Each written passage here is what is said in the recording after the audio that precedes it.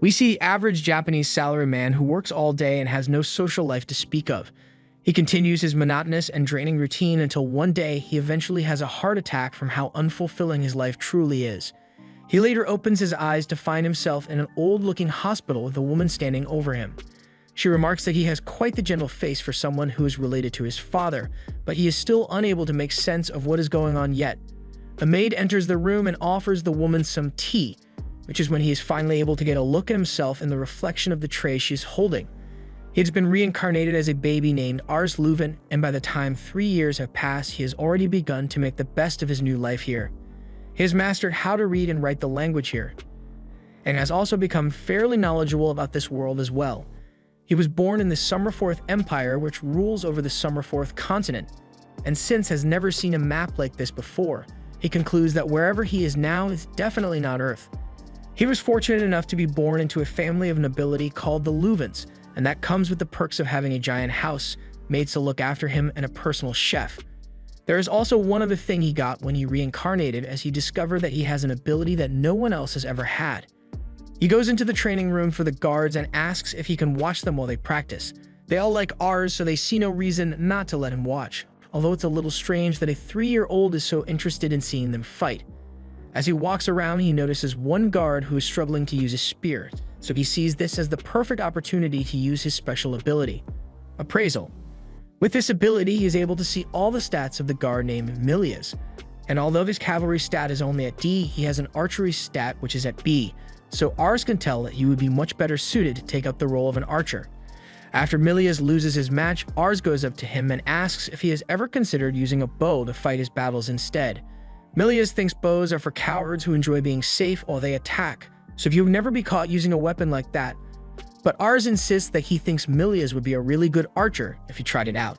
He wouldn't normally agree to something like this, but since it's Ars that is asking, he caves and decides to try it out at least once.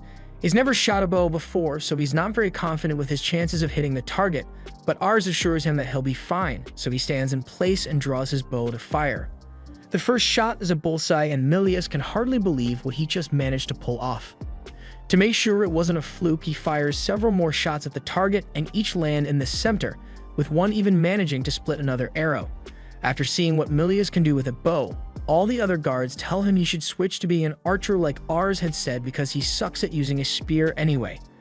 But they still have questions about how Ars was able to tell that Milias would be talented with a bow. There's not much he can say to explain his ability, so he just calls it instinct rather than explaining that he can see people's stats. He is confident in the accuracy of his ability after testing it out, but for some reason, he is unable to use it on himself.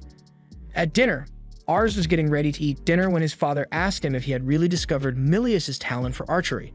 His father is Raven Leuvens, and he has a resting grumpy face, so he always looks a little angry even when he isn't. Ars thinks he is an amazing man since he was able to rise from the level of a farmer to nobility with his martial prowess alone. He is so powerful that he is able to take down 10 men all by himself if he needs to. He tells Ars to hone this instinct for finding other people's talent since he will one day take over as the lord of this land, and when he does, the ability to discern the talents of the people around him will be incredibly valuable. He gives his plate of food to Ars as a kind gesture, telling him that he wants Ars to grow up fast.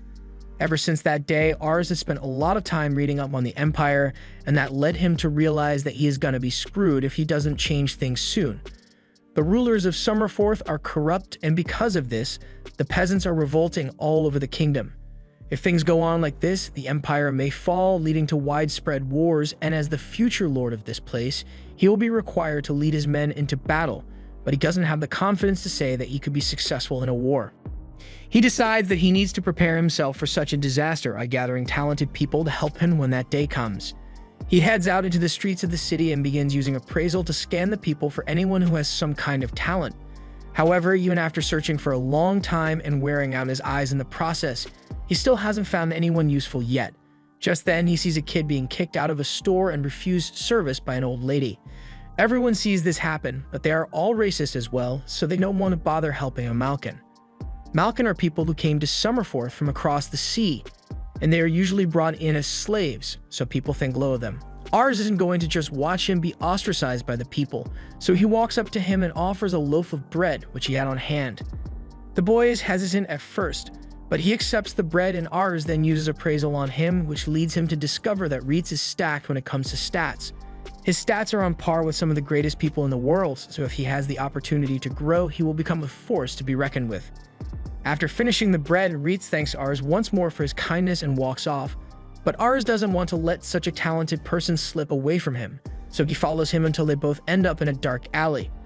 Reitz stops him and says it's a bad idea to be following strangers down dark alleys, but Ars cuts him off and asks to make Reitz a retainer. Reitz thinks he's joking, but Ars is being dead serious, so he introduces himself as the son of the Lord and asks once again for Reitz to join him since he can tell that he is a very talented person.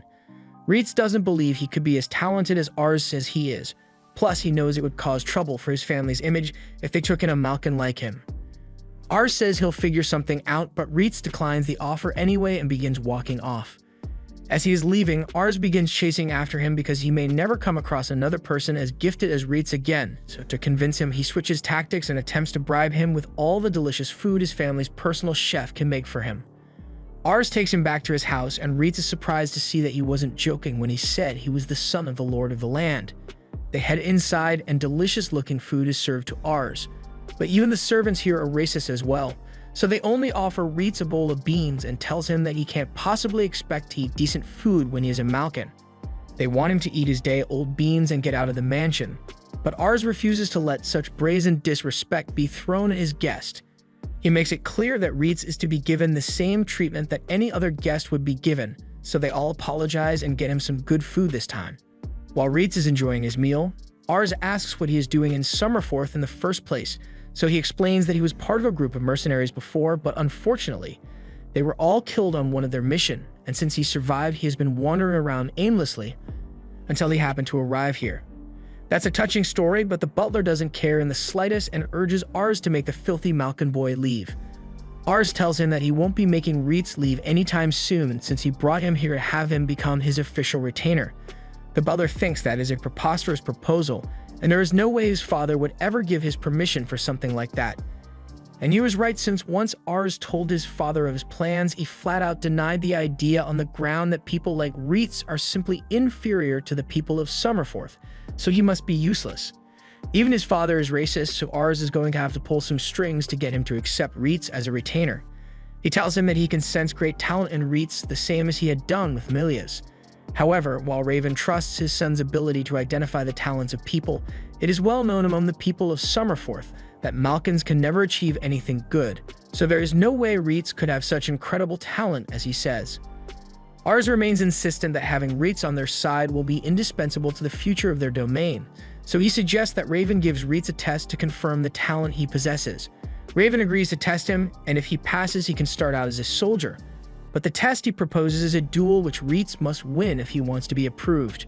Ars is worried since even though Reitz is indeed gifted, his father still has a higher prowess score than him, so he won't be able to win a fair fight.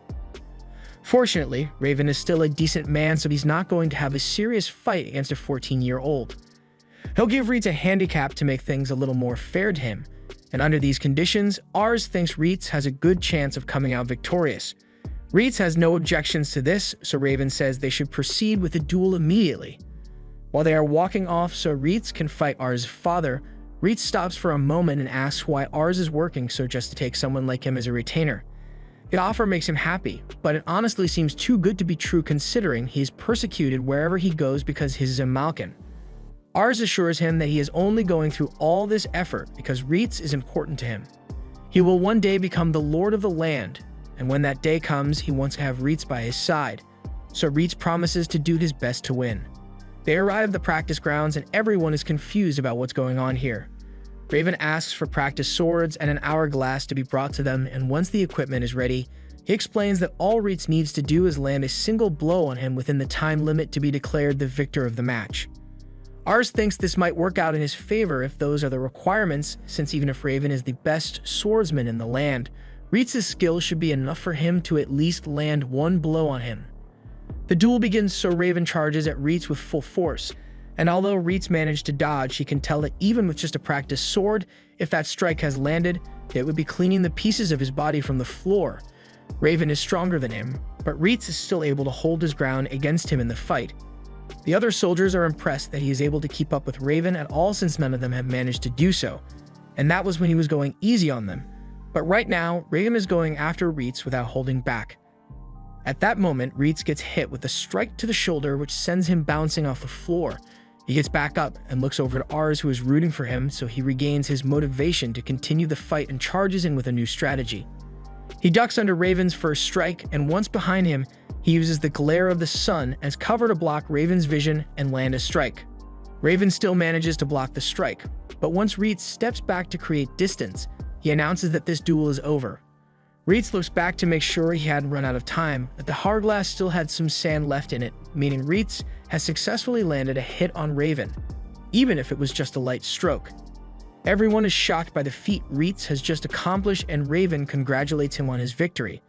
He admits that Ars was right when he said that Reitz had an amazing talent, and after seeing it for himself, he is sure he may become a top-class swordsman in the future.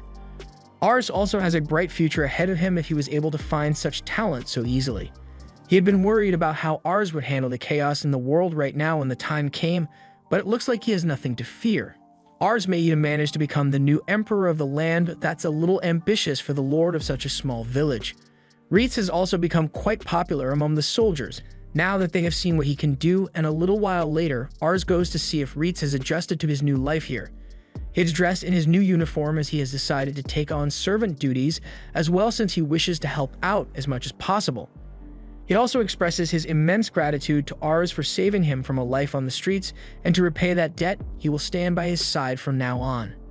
After a few months of Reitz being a part of the household, and he has been adapting to it quite nicely. For the most part, he has been staying by Ars' side, rather than partaking in battles.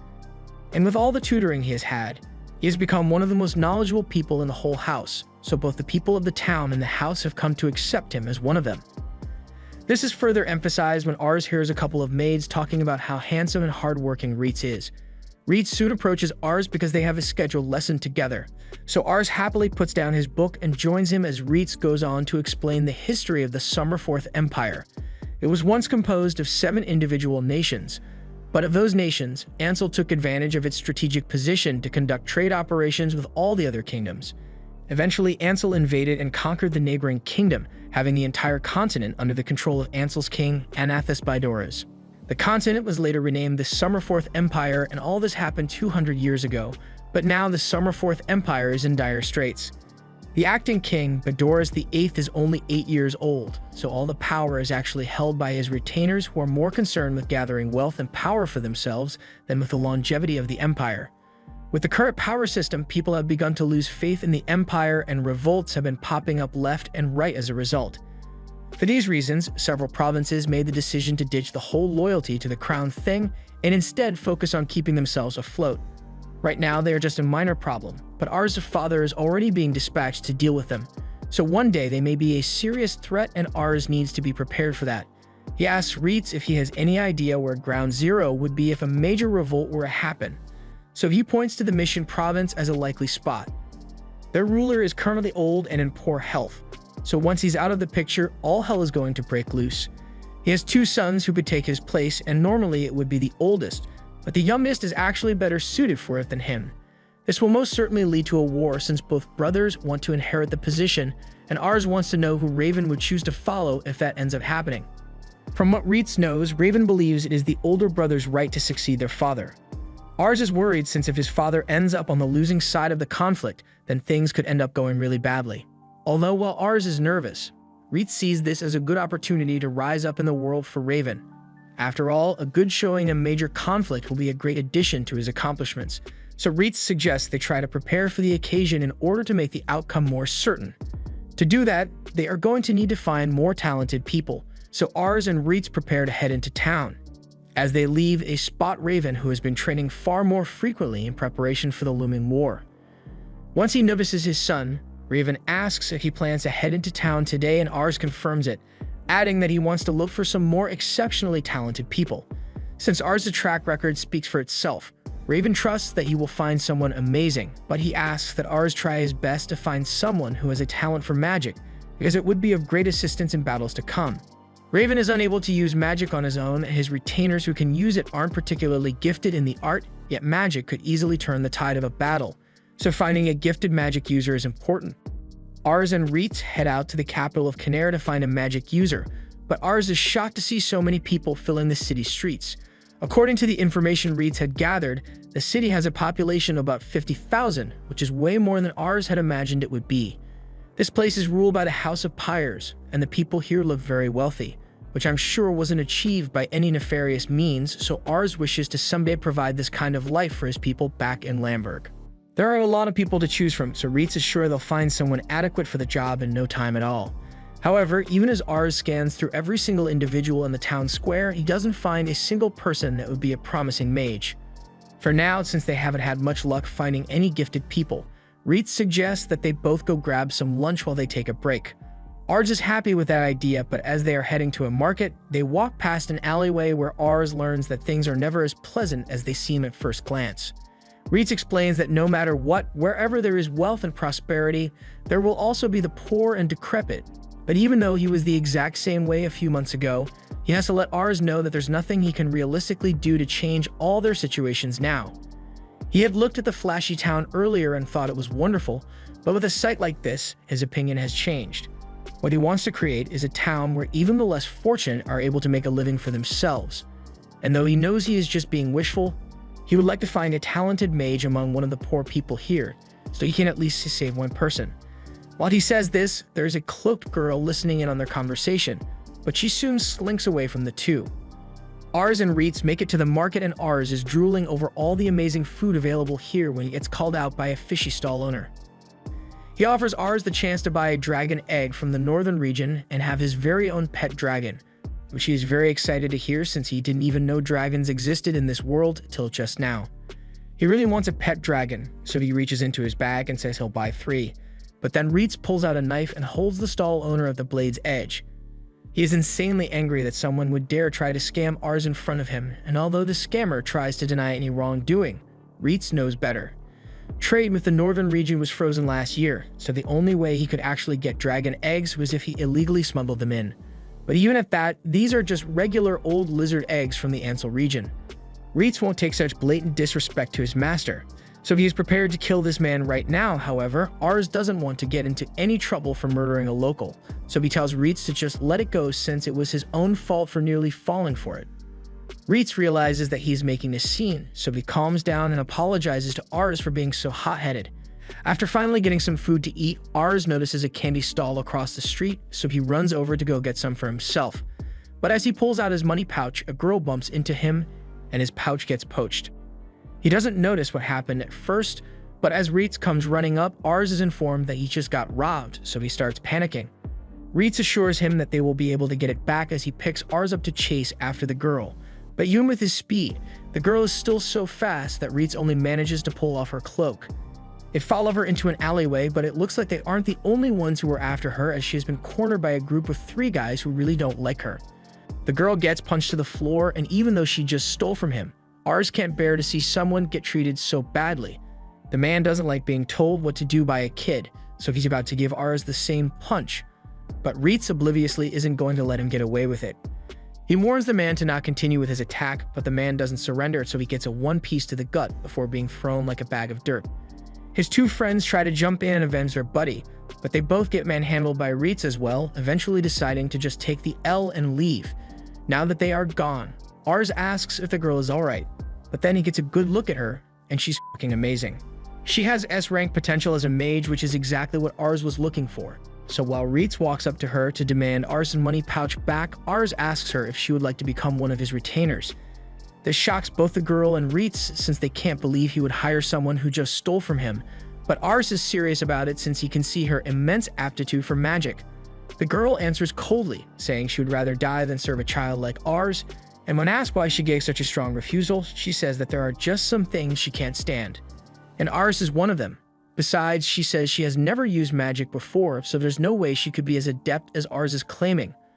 Ars tries to convince her by saying he can tell that she would be great at magic. She looks broke and smelly, so the offer of a job and a home should be really appealing to her. However, she gets offended and thinks Ars is looking down on her since he has been living the easy life since the day he was born.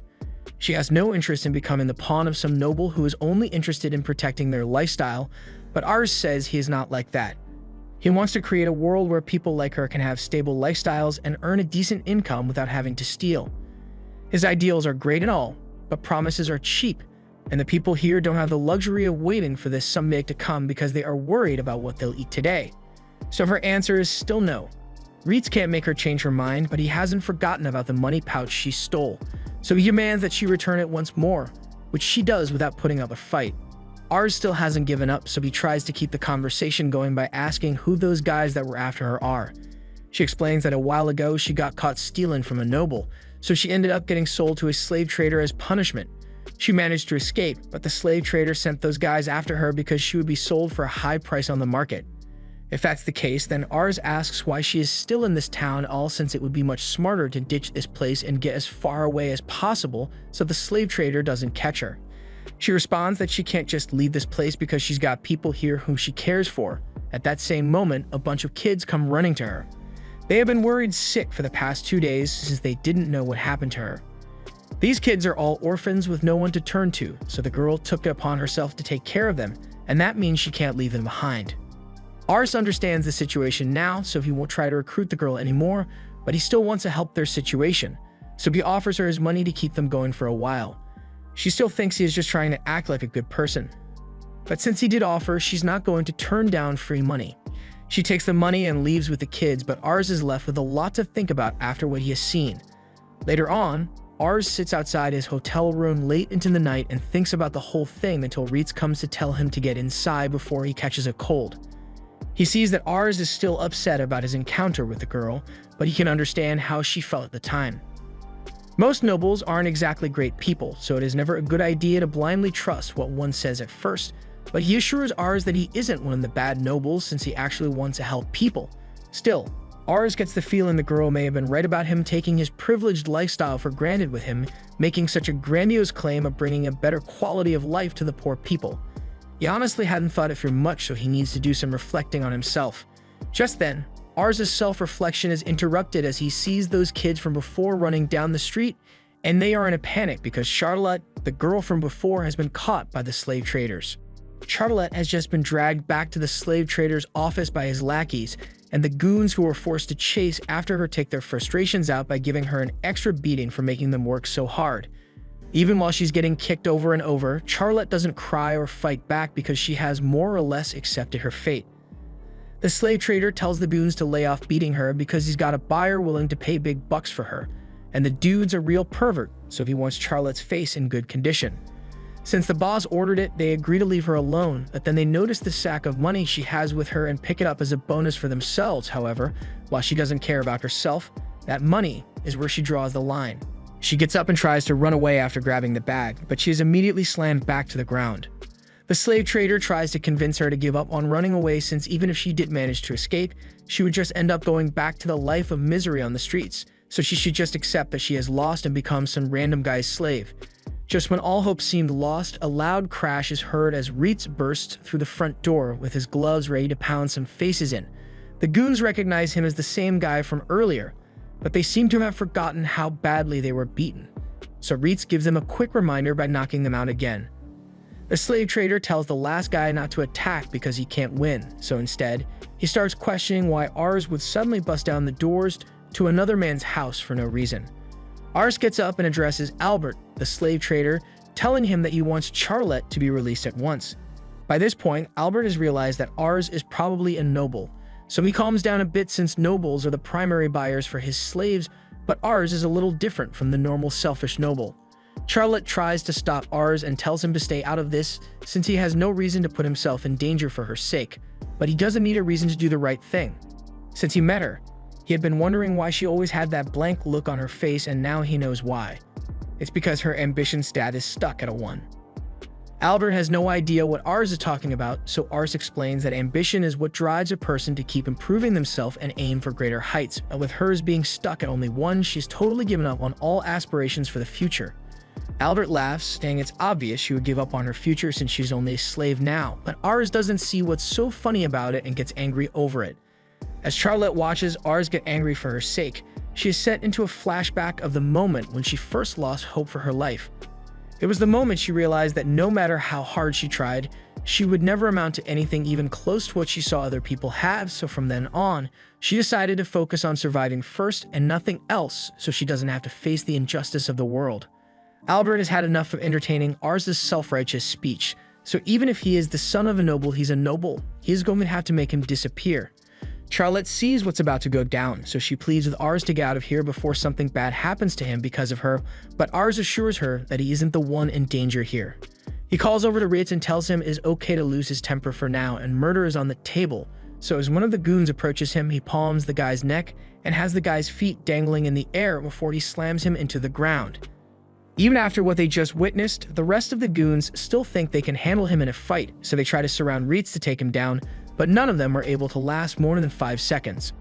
By the time he is done with pummeling, there are 3 dead and several injured scattered across the room, so Albert is left with no other choice but to call in his big guns. He yells for someone to get down here, and this huge guy starts coming down the stairs while complaining that they are interrupting his booze time. Charlotte is getting nervous because the guy is absolutely huge, and Albert's confidence is restored because his secret weapon is here to save him. This guy was an infantry captain in the army, although they kicked him out for bad behavior. Now all he cares about is his booze, which Albert is happy to supply as long as he does his job and kills the intruders. Just to be safe, Ars uses his ability to check if this guy is actually a threat, and after analyzing him, he assures Charlotte that there is nothing to worry about since Ritz can definitely handle this guy. The big guy is still confident in his capabilities since he is only up against a little kid, but Ritz is no ordinary kid, as the guy will soon find out.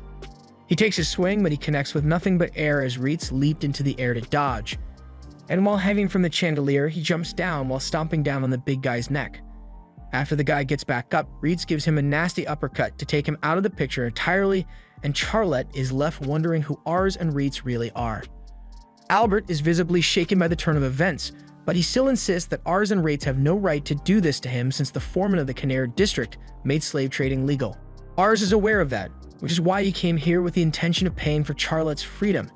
And while Albert is probably thinking that information would have been useful before they started fighting, he can't just sell Charlotte to Ars because he already has a buyer for her. Ritz steps up and tells Albert that he's only got 2 choices here: the easy way or the hard way, but either way, Ritz is still fully capable of just taking Charlotte and leaving since they can't stop him, so it would be in his best interest to accept the money and spin a story that someone came and offered a better price. Alternatively, he could refuse and have his reputation ruined because he openly got robbed of a slave, but the choice is up to him. Given the options he has, Albert is forced to concede and agrees to let them take Charlotte, so Ars and Ritz both turn back to Charlotte, and since everything is finally settled, Ars stretches out his hand to Charlotte, saying they should probably get back to her friends since they are worried sick about her. Charlotte doesn't say a word to him, but her opinion of Ars has changed a lot in the past few minutes. As they are leaving, Charlotte stops for a moment and says there is a place she wants to visit before they return.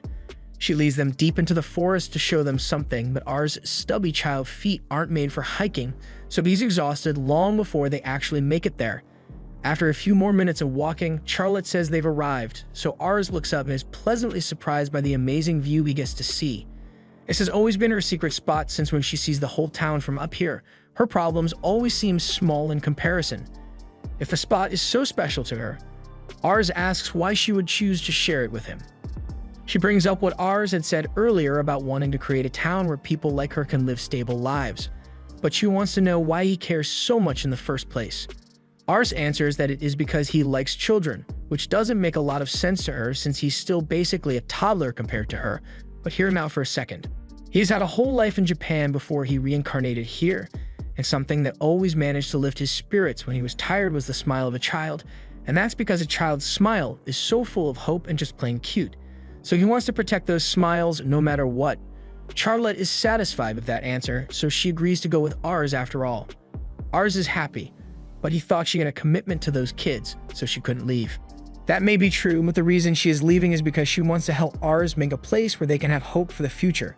Since she'll be joining them, Ritz asks to see her demonstrate her talent for magic using this magic tool.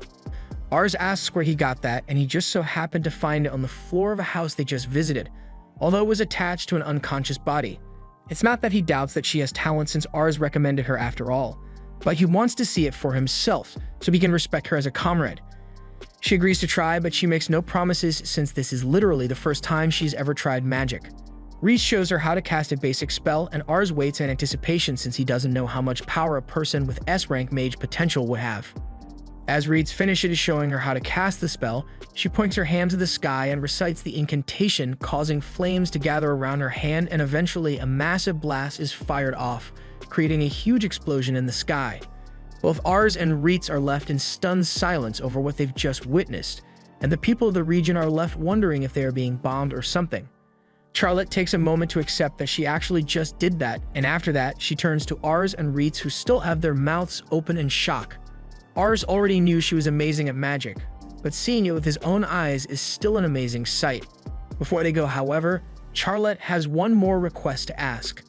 She wants to confirm that being his retainer means she will get a place to stay and food to eat, which Ars assures her of. She will also be getting a monthly salary, although it won't be that much. Since that's the arrangement, Charlotte asks if Ars could send her salary to the kid she was looking after, since they'll have a hard time getting by without her around. All she really needs is a place to stay and some food to eat anyway. Ars agrees to do that for her and says he can't wait to see what her future holds. She gets down on one knee and pledges to do everything in her power to make Ars' dream come true, but Ars tells her to quit being so formal because he finds it awkward. He tells her she can just talk to him like normal, and she agrees to do just that because she doesn't like speaking formally either. Now that he has accomplished what he came here to do, Ars thinks it is about time they return home, especially since they have already spent all the money they have on hand anyway. They head back into town, where Charlotte says goodbye to the kids in town, and right before leaving to return to house, they take a little snack break.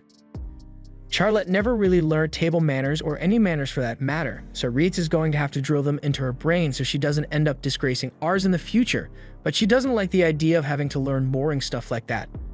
After a long journey, they later arrive back at House Leuven, and Ars introduces his father to Charlotte, but his initial reaction upon seeing the new mage is refusal, since he believes the battlefield is too dangerous for a girl like her. However, once he sees her create a dragon-level explosion with a basic fire spell, he immediately changes his attitude and welcomes her to House Leuven. A few years after Charlotte joined, Raven returns after yet another battle, and Ars is there to greet him as soon as he arrives. He's glad to see that everyone made it back safely, so he asks his father how the battle went this time around. Raven is happy to say that it was an overwhelming victory, and largely because of Charlotte, who has grown in several ways over the past few years. Ever since she was inducted into the mage unit, she has been the star of the show and quickly became one of the most feared mages in the country. Because of her, their mage unit is now regarded as the pride of the Hovent, right alongside the infantry unit. Ars knew Charlotte was talented from the moment he saw her, but he never would have guessed that she would make such a difference by herself, so he is even more motivated to find more exceptionally skilled people. In other news, Ars now has a baby brother and sister, and Ars can already see that they will be valuable members of the family from their stats. Just then, Reitz comes into the room and says he has excellent news for Ars, since there might be some new talent in town. A family of hunters has just moved in, and two of the boys are really strong and tall, so the townspeople are singing their praises. They won't know for sure if they are the kind of talent Ars is looking for until he sees them with his own eyes, so he and Reitz soon prepare to go and meet this family. Reitz has been told that they live out in the forest near the town, so they'll need to go by horseback, but before they depart, their attention is drawn to Charlotte, who is having lunch in the tree above them. She asks where they are headed, so Ars explains that they are going to scout out some new prospects for talent. If that's what they are doing, Charlotte says she'll accompany Ars as an escort since she has the day off, and Ars is happy to have her come. But he didn't expect the ride to be so awkward since it's cramped with three of them on the same horse. Charlotte complains about the horse being slow, but Reitz tells her that it's her fault for insisting on coming along and weighing them down. Just then, a wild animal runs past, and an arrow flies through the trees, impaling and killing the animal. Shortly after, two brothers emerge from the brush and are happy to see that they caught their prey. But in the middle of their banter, they notice that there are other people in the area, so they apologize for firing so carelessly and putting them in possible danger. Ars gets a good look at them and realizes that these are the two hunter boys they were looking for, and they are pretty impressive since Gatos has A-rank infantry skills, and Marcus has A-rank archery skills. The boys find it a bit strange for people to be out in this part of the woods, so they ask what Ars and the others came here to do, which is when Ars tells them that he has a proposal he wants to offer. The boys invited Ars to their home, where their father has prepared a delicious feast for them, but he apologizes for not being able to do more for such important guests. Ars says he has nothing to be sorry about since he dropped in unannounced, and Charlotte thinks the meal they prepared is really delicious anyway. The boy's father then asks what business Ars has with them all the way out in the forest, So Ars tells them that he is here to recruit Gatos and Marcus as soldiers to join the Luvan army. This is great news for the two boys since they always wanted to make a name for themselves as soldiers, and their father is grateful for the opportunity, but he wishes his other son, Rosal, could have talent like Marcus and Gatos. Ars didn't know the man had another son, so he asks where he is now, so Charlotte points out the redhead boy that just slipped past them to take a loaf of bread. The father scolds Rosal for trying to sneak away without saying hello to the son of the Lord of the Land, so Rosal does his best to give a greeting, but while he is doing that, Ars takes a look at him, and he sees that Rosal's intelligence has a max of 109. That's probably the highest in all of Leuven, and though it may be only at 45 right now, is a 5-year-old, so it's to be expected. With proper training, Ars believes Rosal would be an excellent retainer, so he asks him to become one. Ars believes his offer is a great deal, but Rosal wants nothing to do with wars, so he sees Ars and the others as cruel tyrants who are trying to force him to die on the battlefield. So he says a firm hell no and shuts himself back in his room. Ars can't believe he got rejected, so the father explains that Rosal is pretty timid and frail compared to his brothers. His mother died 2 years ago, so he has been withdrawn ever since then. Normally at his age as the son of a hunter, he should be out chopping firewood or learning how to hunt, but as he is now, he would barely be able to survive on his own, much less go to war. Ars explains that he doesn't want Rosal to become a soldier because that's not what he is suited for. The talent he possesses is one that would make him an excellent strategist, and now that he thinks about it, the father had noticed that Rosal has always been rather clever. Ars wants to ask him one more time to become a retainer, so he enters Rosal's room, but he only ends up scaring him even more than before. Ars apologizes for startling him, but then he notices that Rosal was reading a book, so he asks if he enjoys reading. Rosal confirms his love for reading, although this is the only book they have and his mother used to read it to him before she passed away. Ars feels bad for Rosal, so he asks him if he would like to come to the library in his house and take some books. Rosal is excited to hear this at first, but he doesn't trust Ars' intentions and thinks he is going to try and force him into the army as payment for the books he uses, but Ars denies such underhanded motives and says he just wants to help Rosal explore his love for reading. If that's really all he wants, then Rosal agrees to go, but only if his brothers can come along for his safety. Once they get to Ars' house, Rosal immediately begins screaming his lungs out when a dog starts licking him, so his brothers tell him to calm down since it's not going to hurt him. They are amazed by how large Ars' house is, so Ars offers to have Charlotte show him around the place since she is the head of the mage unit, but she really doesn't want to. That is, until they both express how awesome they think she is, so she takes a liking to them immediately. While Charlotte is showing them around, Ars takes Rosal to the library and Rosal is amazed beyond measure because he has never seen so many books in one place before. He is free to read as much as he likes here, but Ars says he has to get going since he has his daily lessons to complete, so Reitz will be here for him in case he needs anything. A few hours later, Ars had fallen asleep at his desk, and once he wakes up, he frantically ran downstairs to speak with Rosal before he leaves. He makes his way to the library and asks Reitz if Rosal is still here, but Rosal is passed out on the floor since he exhausted himself trying to read as much as possible. Reitz is impressed with what Rosal is capable of since he read and understand concepts he had never heard of almost immediately. So Ars takes a look at Rosal's stats and he can see that his intelligence is already shooting up. Just then, Charlotte and the two brothers arrive to pick Rosal up, but they see him passed out in a pile of books. They are glad to see he is doing what he loves, but they can't understand what Rosal finds so interesting about books since he never learned to read. Ars is shocked to find out that Rosal never learned to read, so when he gets back up, he asks how he learned to read. Rosal explains that when he was little, he could remember his mother reading to him, so he just matched the words she said to the words on the page, and eventually he was able to read on his own. His brothers have a hard time believing that since he was only 3 years old when their mother used to read to him, but Rosal just says he is able to remember everything since the day he was born, so everyone is even more shocked. After hearing just how amazing Rosal is, Ars is willing to do anything to win Rosal over.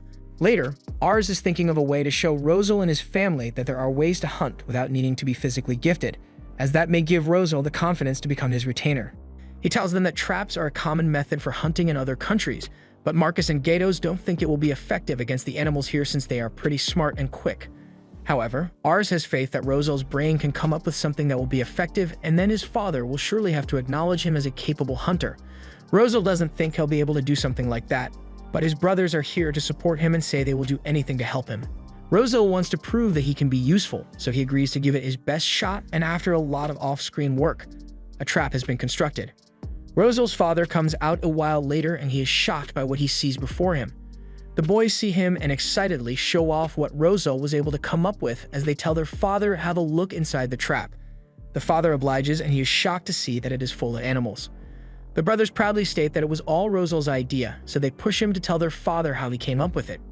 Russell timidly says that he learned that these animals mindlessly charge at anything that is the color yellow, so he used a painted wall to get them to run into the trap. It's safe to use it since no human would ever fall for it, probably, and he also came up with a way to keep baby animals away by hanging herbs, which they are known to avoid. Rosel's father just stands there dumbfounded because he has just realized two things.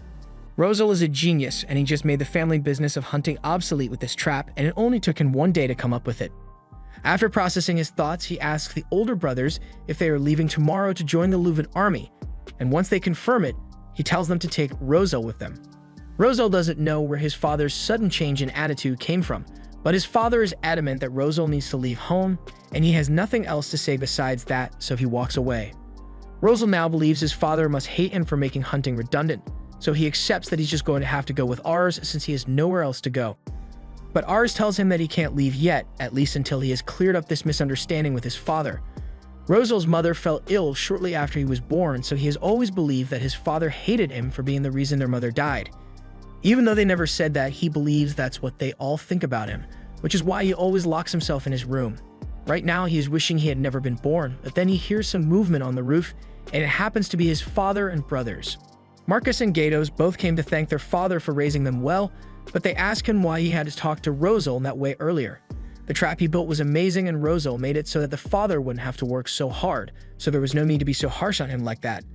The father knows he shouldn't have talked to Rosel like he did, but he feels as though he has failed him as a father by not recognizing his talents. He would only focus on what Rosel couldn't do, but Rosel is really kind, so even though he was never acknowledged, he is still concerned about helping a failure of a father like him rather than pursuing his calling.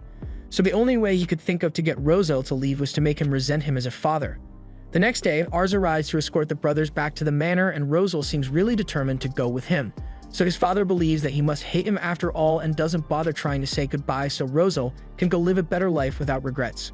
However, Rosel turns back to him and says he could never hate him no matter what.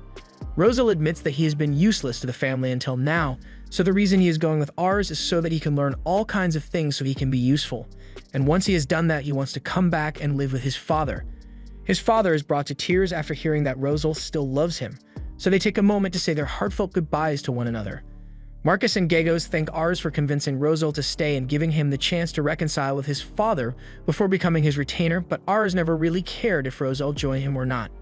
He just wanted to see him happy, because at the end of the day, he may be amazing talent, but he is also one of Ars' people. Sometime later, Raven falls ill, and Ars is sitting with him at his bedside and pleading with him not to go on the next mission in his current state.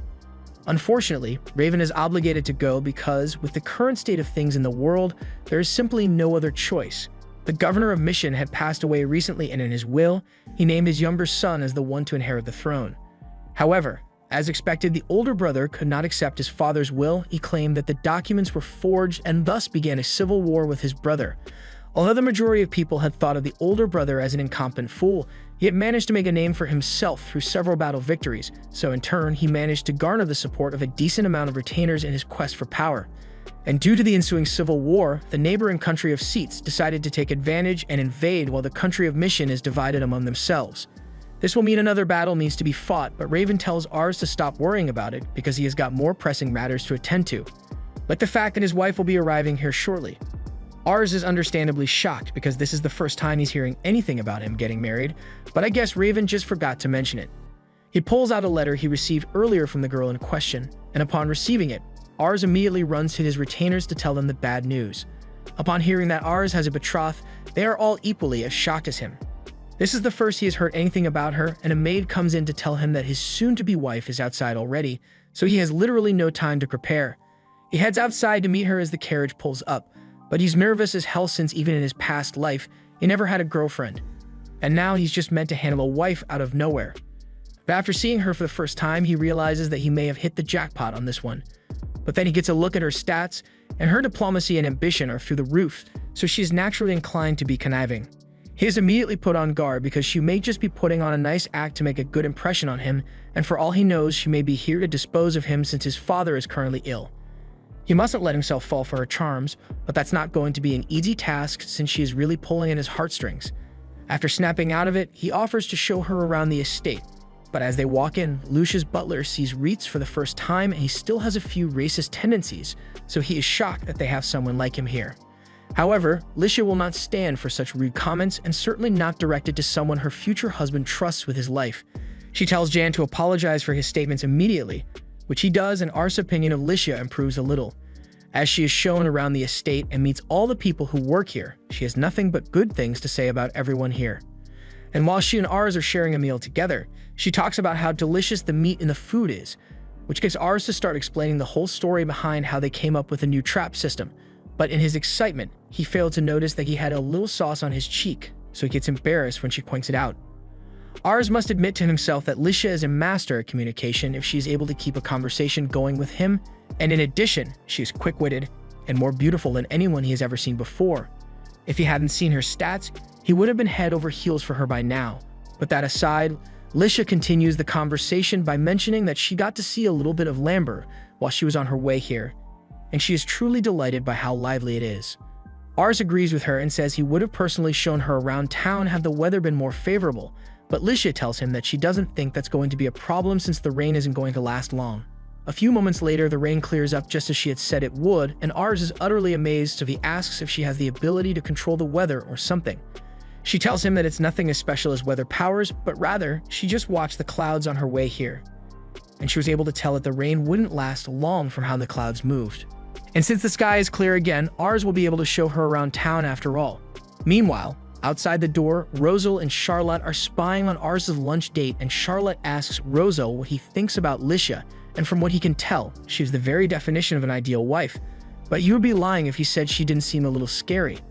Charlotte was thinking the exact same thing, but that's mainly because she is jealous of her.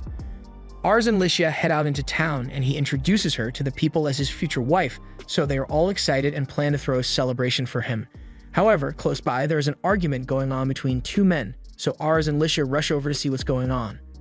The reason for the disagreement is that a furniture maker says he placed an order for fire Maggie stones, but the seller brought sound Maggie stones, and they are now arguing over whose fault this is.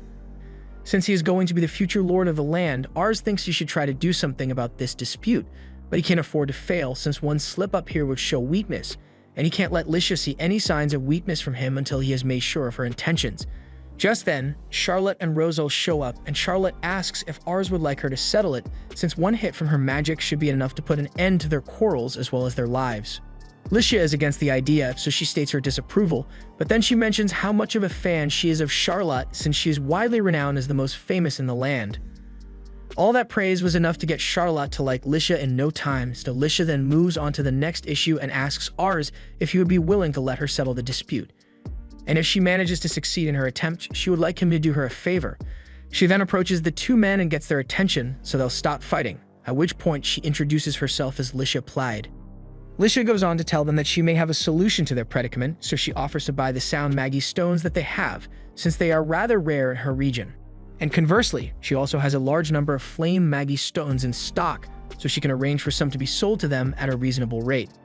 And after providing such a convenient solution, she tells them that this whole thing was Ars' idea, thereby giving him all the credit. The people begin thanking him for being such a huge help to them, but Ars has a request to make of them so that incidents like these don't happen in the future. He wants every business transaction to have a contract made so that the terms are as clear as possible. They agree to do that from now on, and Ars thanks Licia for the help in settling the dispute since things worked out perfectly, and now he's even more convinced of how amazing her diplomacy skills are. A while later, they are still walking through town, so Ars apologizes to her for making her move around so much, but she says it's fine since she managed to learn a lot from the tour. But now that they are alone, she asks if she can tell him what that favor she was talking about earlier was. Ars had already anticipated this, so he braces himself for any unreasonable demands she may make, but the only thing she wants from him is an honest answer.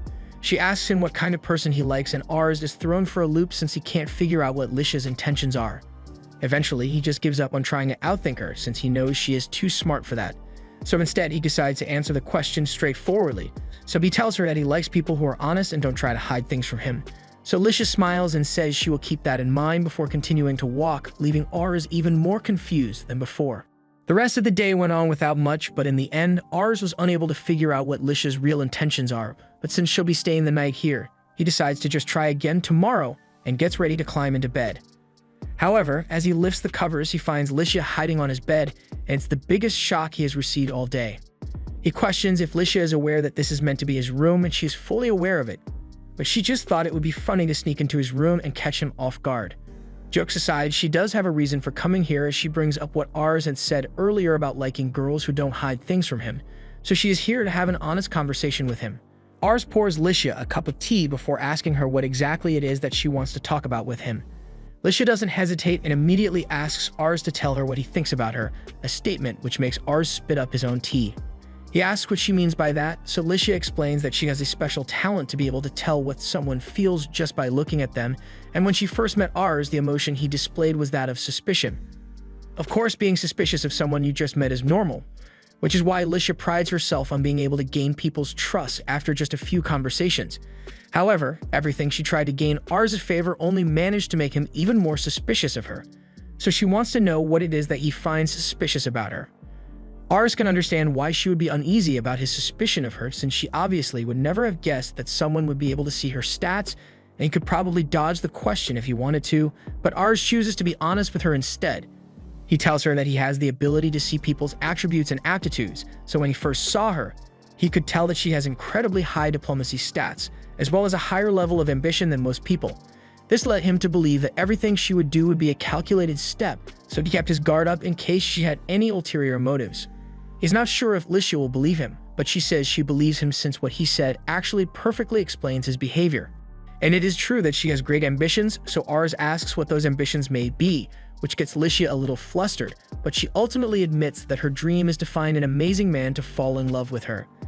But that's so anticlimactic that Ars is left speechless, and the awkward silence is unbearable for Lisha. Ars is slowly falling victim to her charms now that he knows she's not a threat, but if he really thinks about it, with the current era, her best shot at a successful life hinges on getting married to the most powerful and capable man, but by comparison to others, House Leuven isn't especially large or powerful, so getting betrothed to someone like Ars must be less than ideal for her. Lisha can tell exactly what Ars is thinking, and while it may be true that House Leuven's territory is quite small, she's more interested in Ars as a person, which is why her initial plan was to see if Ars was an idiot or not. However, after getting to spend the day with him, she is convinced that Ars is the man she wishes to marry. The territory may still be small, but that's just for now, since she is sure that in the future, Ars will be able to do amazing things and become a great man. Lisha decides to call it a night, so she gets up to return to her room, and after she leaves, Ars begins kicking himself over fumbling his first ever confession like that, but he is happy that Lisha shared her honest feelings with him.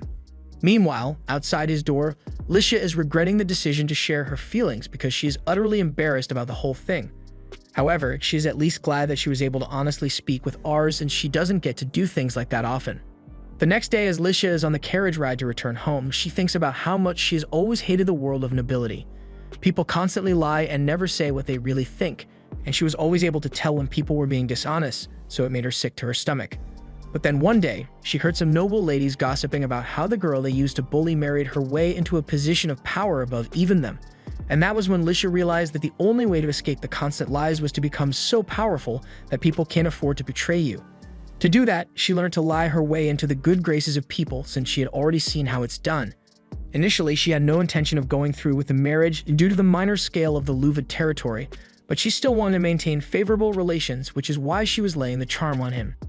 However, that just made Ars suspicious of her. One thing she managed to learn about him while they were out together, though, is that Ars is truly kind, as emphasized by how well-liked he is among the people. She wants to be a part of the world Ars will build, which is why she chose to stay by his side.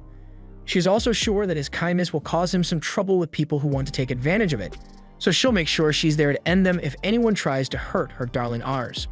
After Lisha left, she and Ars began exchanging letters, although Ars is still a bit nervous writing to her.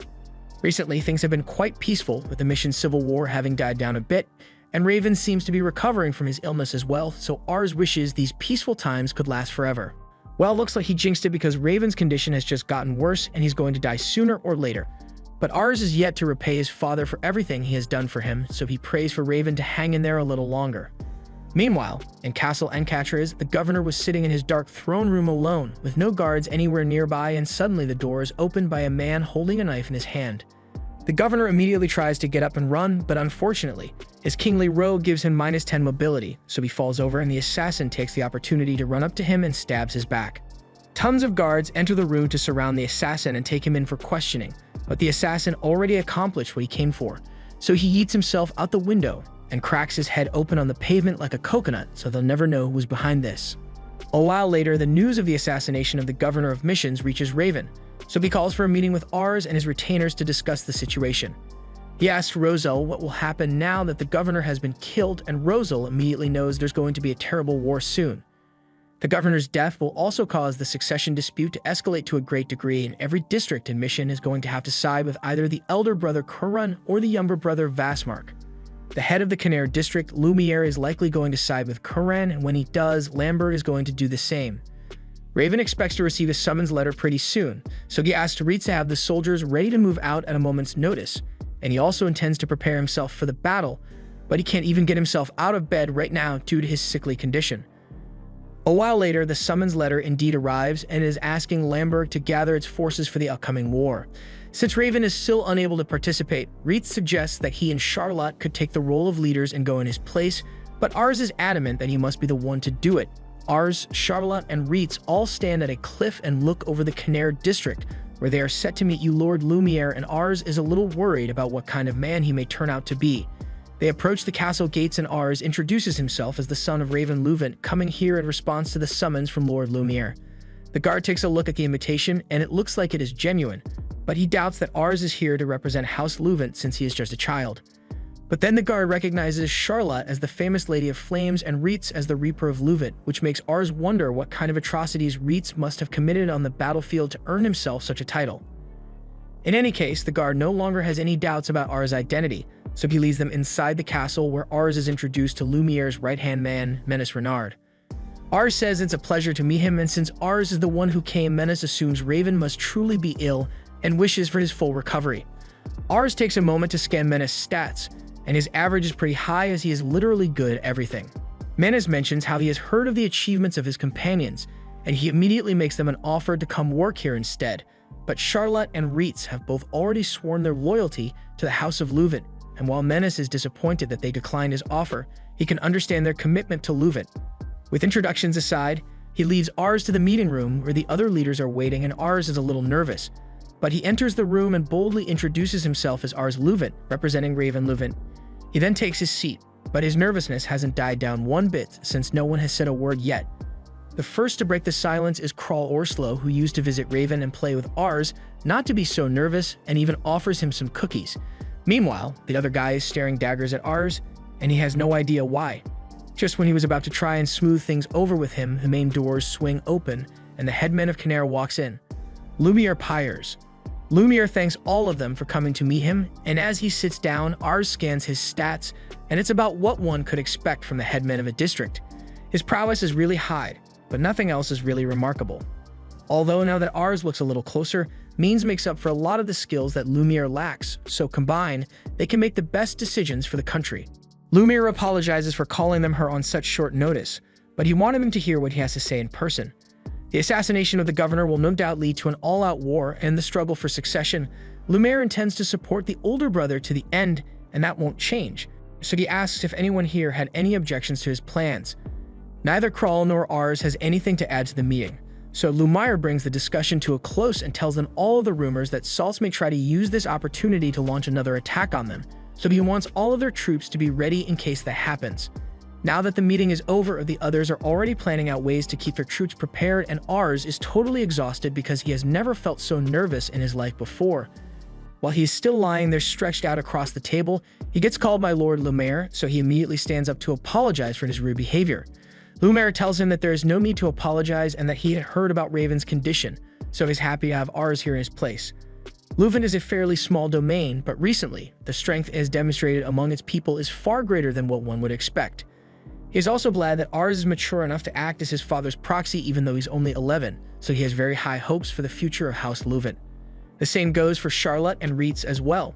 So having said all he wanted to say, Lumiere takes his leave to make his own preparations.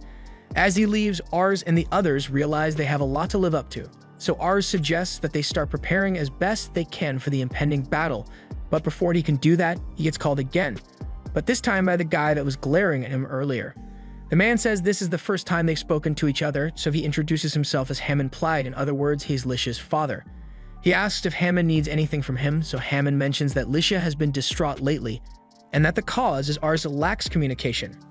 He asks if he has been responding to Licia's letters on time, and he tries to, but when he was writing the last letter he was wanting to send to Licia, his father's sickness got worse and the governor was assassinated, so Ars didn't have much time to finish his letter.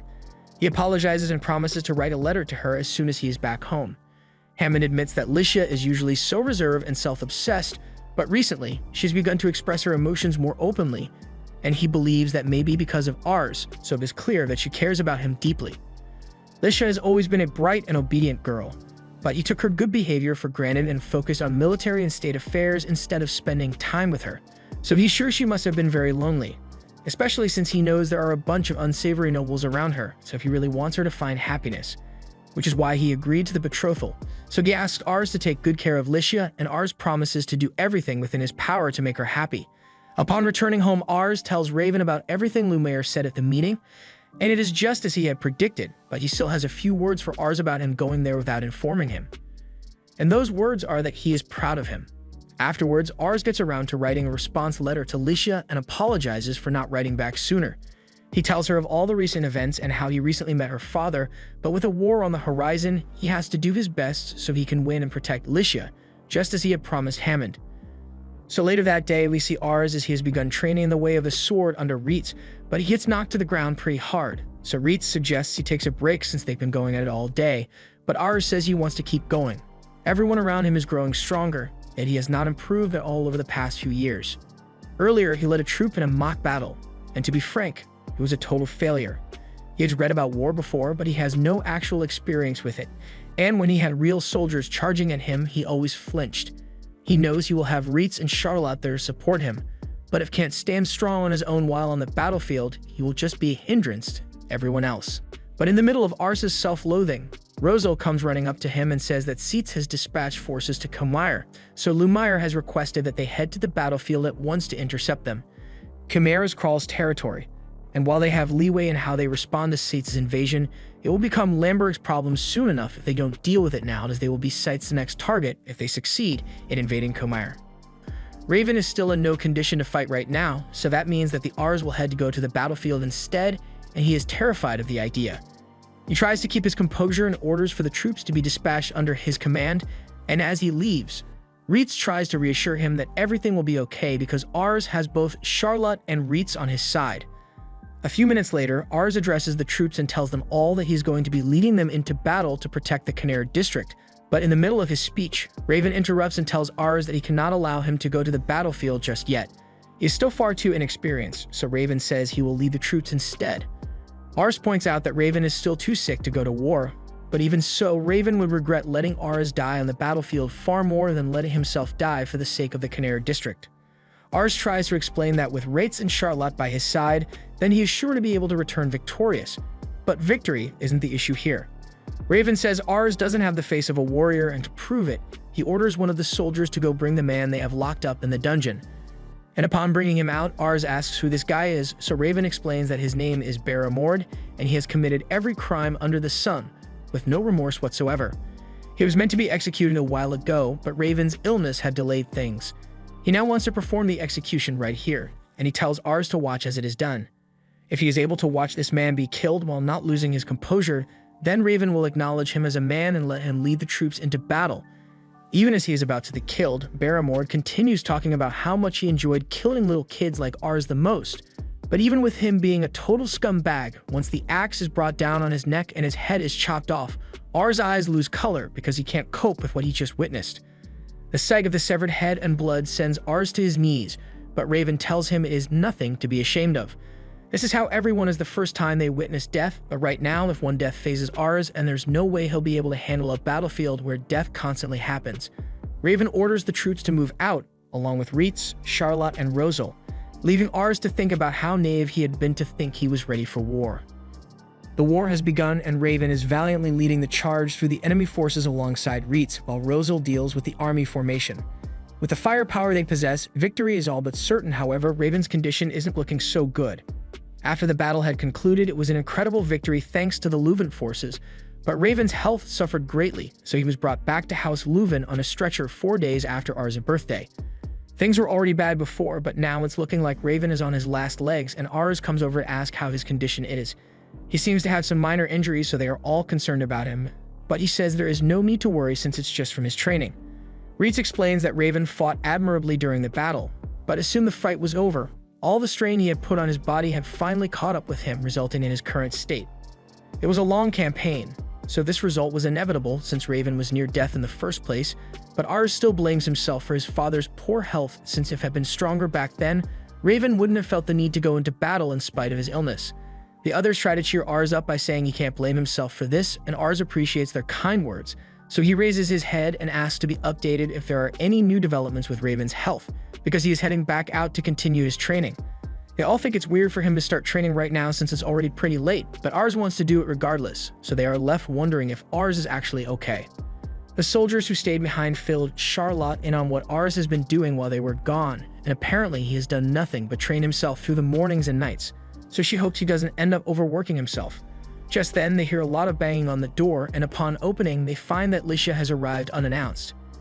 And while she is apologetic for her intrusion, she is really worried about Ars since they've been exchanging letters since the war started, but recently. While his letters haven't changed much, she can tell by the lack of emotion in them that Ars is growing distant and may be in the verge of starting his villain arc if nothing is done to help him. The retainers all look at each other, and then Reitz assures Licia that Ars' behavior is not her fault, but she didn't come here just to hear that. She is really worried about Ars, and that's exactly why she wants to know what happened to him.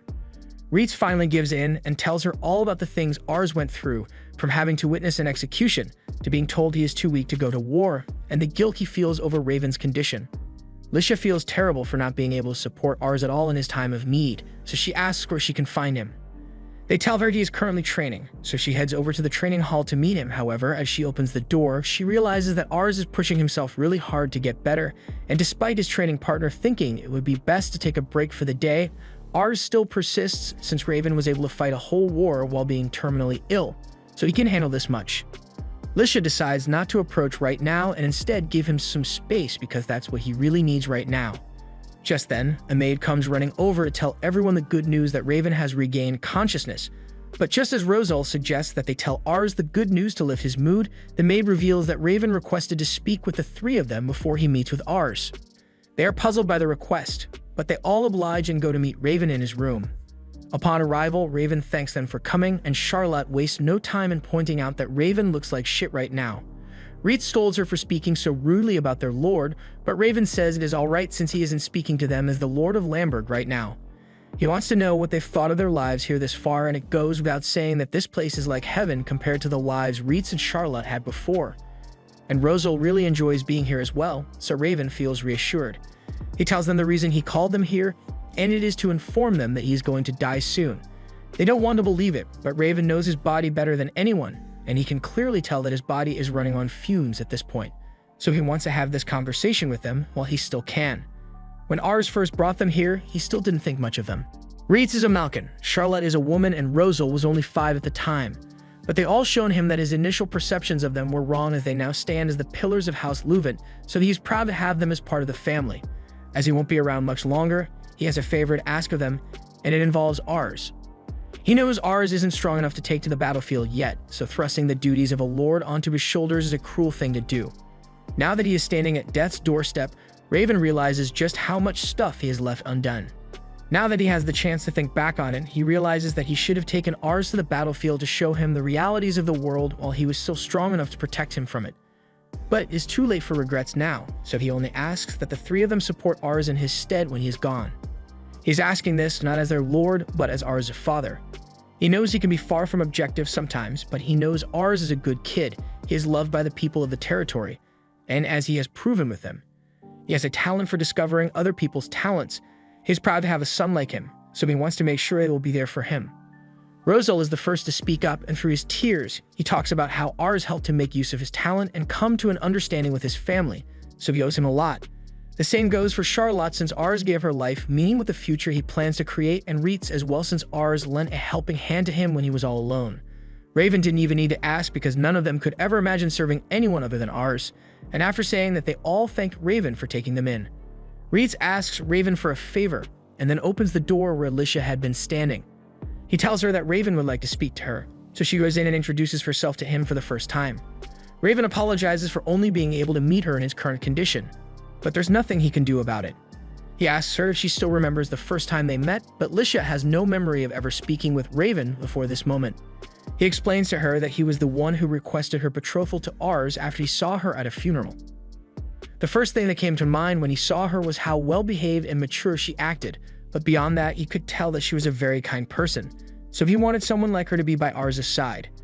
He admits that his territory is rather small, but he wants her to stick Ars' side even if he may prove to be unreliable at times.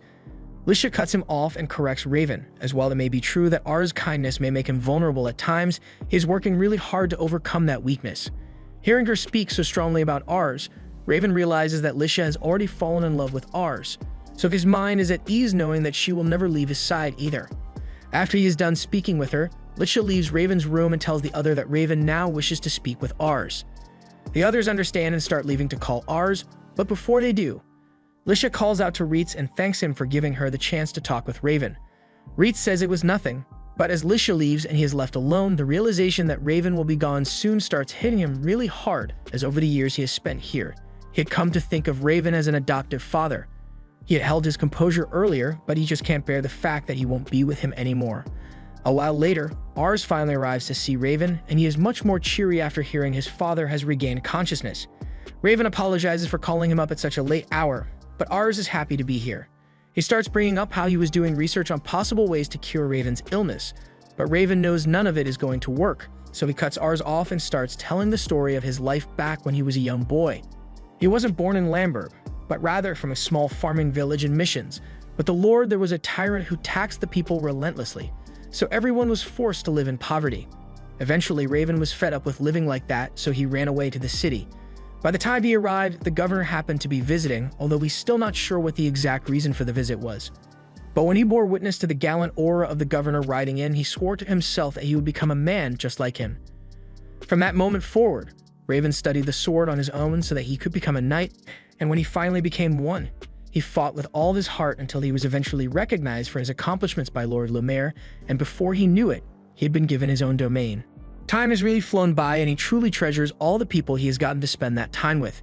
He knows Ars must feel at least partially guilty for his current state, but he wants Ars to know that he bears no responsibility for it whatsoever. This is the result of the way he chose to live his life, so he wants Ars to live his own life and take care of everyone in his stead. Ars doesn't like how Raven is talking, but he eventually comes to terms with the situation and agrees to handle things as best he can when he is gone. Raven can see that Ars is really ready to take on the responsibility, and he feels bad about burdening his son so much. But Ars tells him that he is glad to have a father like him.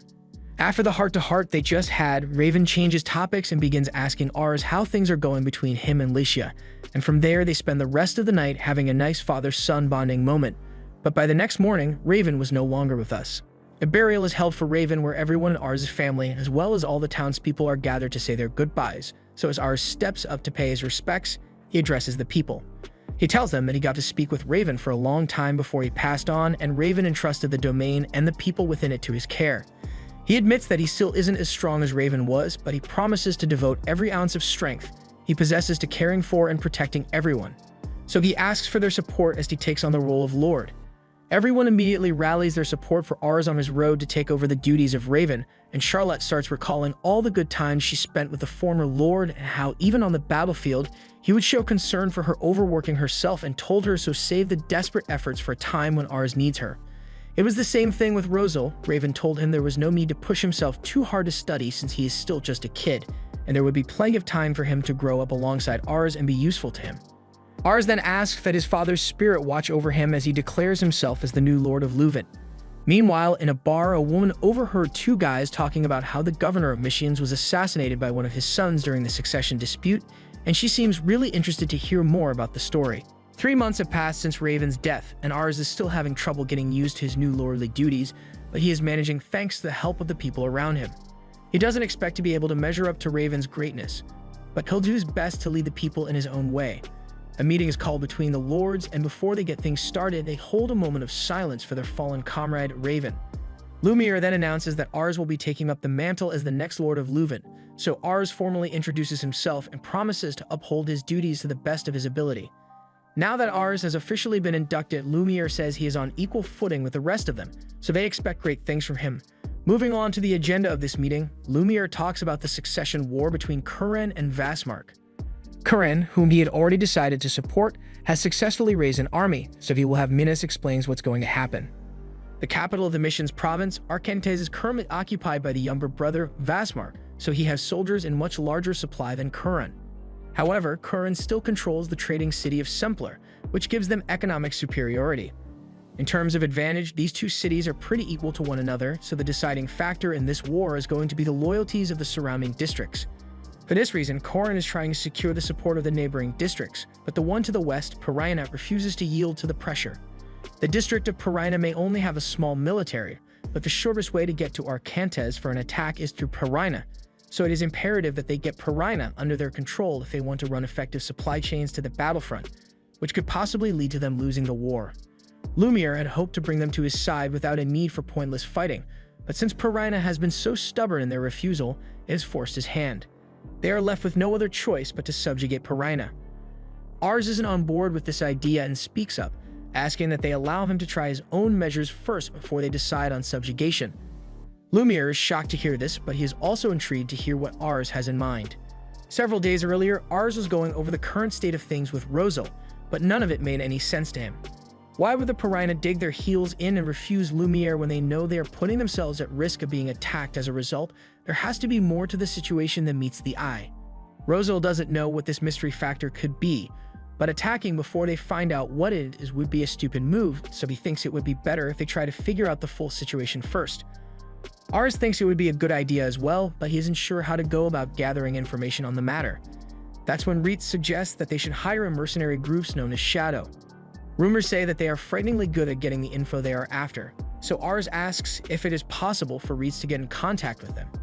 He says he'll do his best to get in touch, but in the meantime, Rosal asks Ars to suggest that they handle the Piraina problem by themselves at the next meeting. With all Ars' points outlined, Lumiere agrees to give Ars some time to investigate the reason for Piraina's stubbornness, so Ars thanks him for being so understanding. As the meeting comes to an end, Ars is relieved that it all ended up working out without any issues, and as they are leaving, they run into the group of orphans Charlotte had been helping back in the day. They are all really happy to see her, and she's really happy to see them as well. She even brought them some smoked meat as a gift. Ars is then greeted by the lady who runs the orphanage. Since he trusts her, he had asked that she take in as many orphans as possible and give them a home. And it seems to have made a difference, since all the kids have been doing pretty well lately.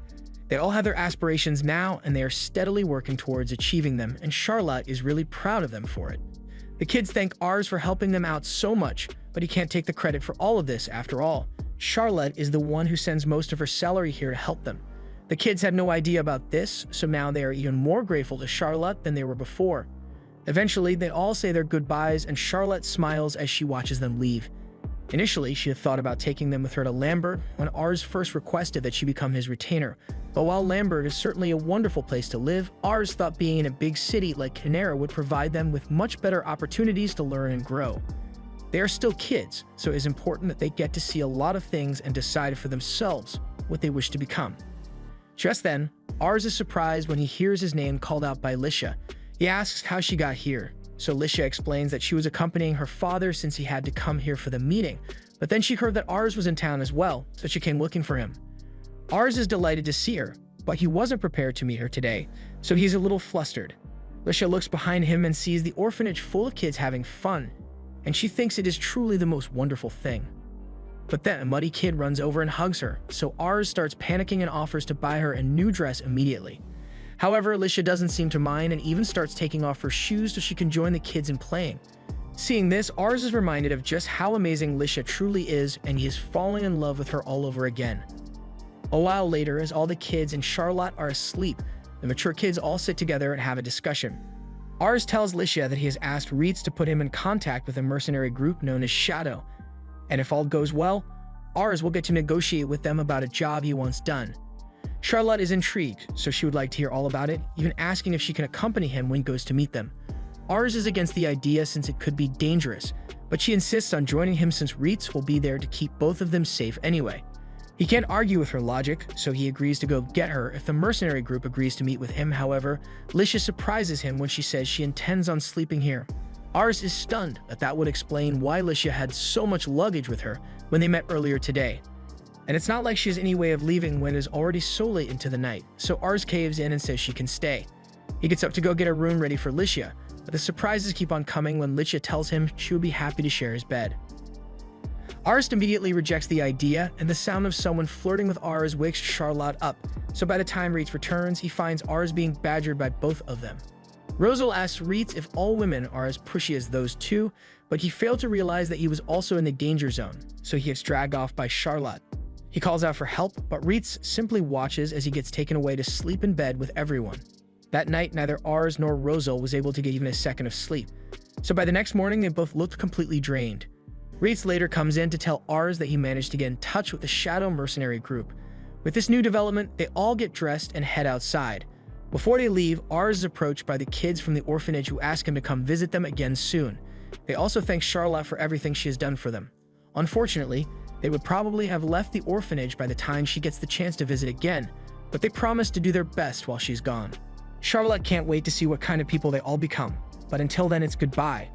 Ars can tell that Charlotte is in a really good mood from their visit, but then he realizes that he hasn't been informed where they will be going so that they can meet the members of Shadow. Reitz tells him that the meeting place is at a bar on the outskirts of town, so Ars is even more impressed that he was able to find them to begin with. Reitz had a little help from an old member of his mercenary group, but there still wasn't sure it would work, so he's glad it turned out all right. Mercenary groups sometimes hire other mercenary groups to do jobs, and that's because they all have their own specialties. For instance, the group Reitz was formerly a part of specialized in handling frontline battles, but Shadow works with more covert missions. Intel, espionage, and even assassinations on occasion, so Ars is starting to get a little scared of meeting them. There is still one thing that has been bothering Reitz about the whole situation, and it's the fact that Shadow's former leader stepped down and was replaced by a rather young person. Ars asks if Reitz is worried that the new leaders won't be as good as the former one, but it's quite the opposite. The new leader is terrifyingly good at their work. And what concerns him is the fact that the new leader only takes jobs which he finds interesting. And money is not enough to sway her decision, so there's no way of knowing what kind of job he'll find interesting. Ars realizes how much of a challenge that could be, but he can't afford to fail since Lumiere is relying on him. They eventually arrive at the mercenary hideout, and Ars is immediately greeted by two ladies there. They think Ars is cute, so they offer him some juice, but the buff waiter tells them that all the tables are taken, so Ars and his group are going to have to leave. Ars can't believe he is being turned away before he even gets to meet with the Shadow leader, but Reitz knows how to handle this. He tells the waiter a secret phrase, and after hearing it, he is suddenly okay with them staying and shows them to a table. Everyone in the room is staring at them, and Charlotte thinks they are being really rude, so she's considering going domestic terrorist on this joint. Reitz calms her down and suggests that they just order some food. He is curious to find out what the leader is like, and so is Ars, so he starts scanning the room with his ability. As the leader of a group like Shadow, they probably investigate their targets thoroughly, but also their clients, so the leader could be observing them in this room as they speak. Ars zones out for a second and doesn't realize that the waiter is here to take their order, but as he looks up to place his order, what he sees is frightening. He freezes up for a second, but he soon regains his composure and says he'll have a juice. The waitress confirms the order and walks away, but Ars is still frazzled, so he gets up to go use the restroom. After splashing some water on his face, he peeks at Reitz to make sure his appraisal skill is still functioning properly and nothing seems to be wrong with it, but he can't believe the stats he saw from the waitress. Prowess at 92 and ingenuity at 90, and all that is while he could as only a 22-year-old man. Just then, that same waitress grabs Ars at knife point and asks how he could possibly have figured out that he was the leader of Shadow. He wants answers, and he is prepared to kill him to find out. However, before Ars can get cut, Reitz shows up and saves Ars. The leader attempts to stab Reitz, but his skills are too sharp for that, and he is easily able to stop his arm. The leader is surprised that Ars was able to call over an ally on such short notice, even though Ars definitely didn't call Reitz here. Licia then enters the room and calmly threatens the leader for drawing a blade on Ars. The only way she will be willing to let this transgression slide is if the leader accepts their request unconditionally. The leader confidently smiles and asks her what she's going to do about it if he refuses. It'll be kind of harder for him to keep doing his job if his identity gets out, so it might be better for him to just kill Ars and make his escape. Ars doesn't like the sound of that, but Lisha isn't worried since the leader wouldn't stand even a slight chance of pulling that off, at least not with Reitz here. In a fight with Reitz, the leader wouldn't probably struggle to escape with his life, let alone assassinate anyone, but he's smart enough to have realized that on his own. But even if he decides to take the gamble and refuse their request anyway, Lisha assures him that there will be no hole on earth that he could use to escape her wrath. The leader finds this whole situation amusing, so he bursts out in laughter and apologizes for his rude actions. However, he still wants an answer from Ars because he needs to know how he could have been discovered when he thought his disguise was perfect. Ars reveals that he is able to view the abilities of others with his appraisal skill. That would certainly be a plausible explanation, but the leader finds it difficult to just take his word for it. So Ars asks if there is any way he can prove it to him. While saying this, Ars calls the leader by his name Mazak, which he saw from the status window, and this grabs his attention since no one by him knows his real name. He doesn't even use it anymore and calls himself Pham, but the fact that Ars knew that name is all the proof he needs for the legitimacy of his skill. He agrees to take Ars' job because he has taken a liking to him, but also because he would rather not die at the hands of Reitz today. Ars is happy that Pham is willing to help him, but he hasn't even discussed the details of the job yet, and he still doesn't know anything about Ars. Pham says he doesn't need to bother since he can already tell that Ars is a great person from the people he surrounds himself with. Reitz is not one to be messed with, and Lisha looks like she has special forms of torture ready for anyone who hurts Ars, so he would rather stay on his good side. Pham walks out and says they can discuss the details of the job in the back room, and once they are alone, Reitz thanks Lisha for what she did back there.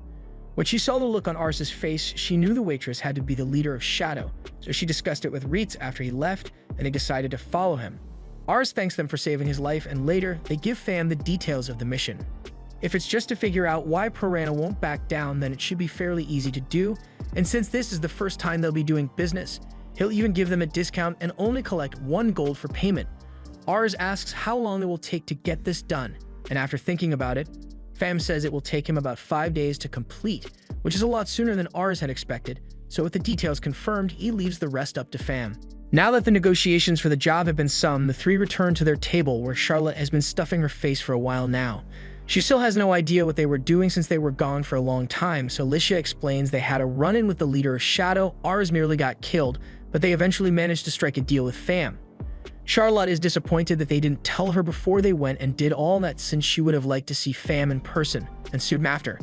Pham comes to the table with a plate of pancakes, and Ars is left speechless because Pham's waitress act is utterly flawless, and it would have totally fooled Ars too if he hadn't seen his stats before. A few days later, Ars returns to the restaurant as Pham had asked, and upon arrival, he sees the place is completely empty. He asks Pham where all the other members of Shadow are, so Pham explains that they are off on a different investigation job since this kind of work requires a lot of manpower. That makes sense, so Ars asks how many people Pham had to take to fulfill his request, but for Ars' mission, Pham just did it on his own because he thought it would be interesting. Ars is surprised that Pham went in solo, but then again, with his stats, it wouldn't be too far of a stretch for him. His skills in this type of work are probably why he became the leader of Shadow despite having a mediocre leadership score. Without wasting any more time, Pham informs Ars that the investigation was a success as he managed to figure out why Piranha refuses to side with Curran, although he can't tell them how he got his information since it's a trade secret. While he was investigating, he got his hands on a piece of paper that is pretty important, and it explains everything. Ars takes a look and sees that the paper is actually a pact containing the signatures of all the people who have sided with Vastmark in the war. And among those signatories, there's one in particular that stands out, the signature of the Lord of the Massa District. Ars isn't familiar with the Massa District, so Reitz gives him a little geography lesson and explains that it is located over here in the west, and it is known for having one of the largest infantries on the continent, even rivaling that of the Arcantes army, so they would be a game changer to whichever faction they sided with. From what they know, Massa had chosen to side with them in assisting Curran, yet this document shows Massa pledging their support to Vastmark. If this pact is genuine, then it means that Mesa has betrayed them, but Ars can't understand why they would do such, and Pham couldn't get any information on Massa's reasons for betraying Curran. But from what they've learned, one thing is certain. If Lumiere continues with his plan to invade Piranha, then Massa may undermine the invasion by encircling Lumiere's forces. Or even worse, Massa may defeat Lumiere's army altogether. Losing Lumaire's army would tip the scales of this war wildly in favor of Vazmark, so Piranha has likely concluded that joining Lumaire and siding with Kuran is a losing prospect, which explains why they refuse to offer any assistance.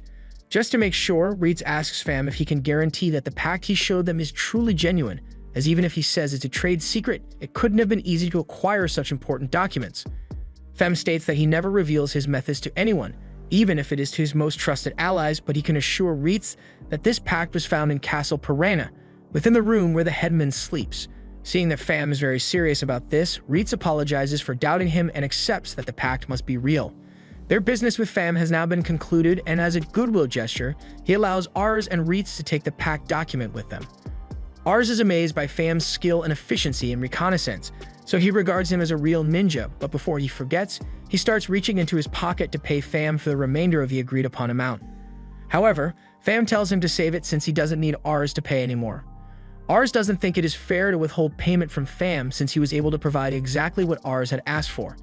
But Fam tells him to consider it a way of apologizing for nearly killing him when they first met and a kind gesture towards their future deals. Ars eventually agrees to keep the second half of the payment, but he'll pay Fam extra the next time they require his services. But in the meantime, he and Reitz need to go inform Lumaire of Masa's betrayal at once. Back at Castle Canaire, Lumaire is shocked to find out that Mesa intends to side with Vazmark instead, so he asks Ars if he is sure that this pact is genuine. Ars assures him his source said that the pact came from Castle Piranha, so Lumaire believes him. Although it still makes no sense since Lumaire knows that the head of Masa has always thought highly of Kuran, so why would he betray him now? With the current development, he now realizes that getting Piranha to join them will be no easy feat, so he asks Menace to take the pact to the other lords so they can start formulating a plan of action. He also commends Ars on a job well done since without his help, Lumaire may have gotten himself backed into a corner against Piranha. Ars doesn't want to take all the credit since he hired a mercenary leader to do most of the work, but as Menace was leaving with the pact, he stopped dead in his tracks and informs Lumaire that something is off about the pact. Everything else seems to be in order, but the seal of the Masa district isn't quite right.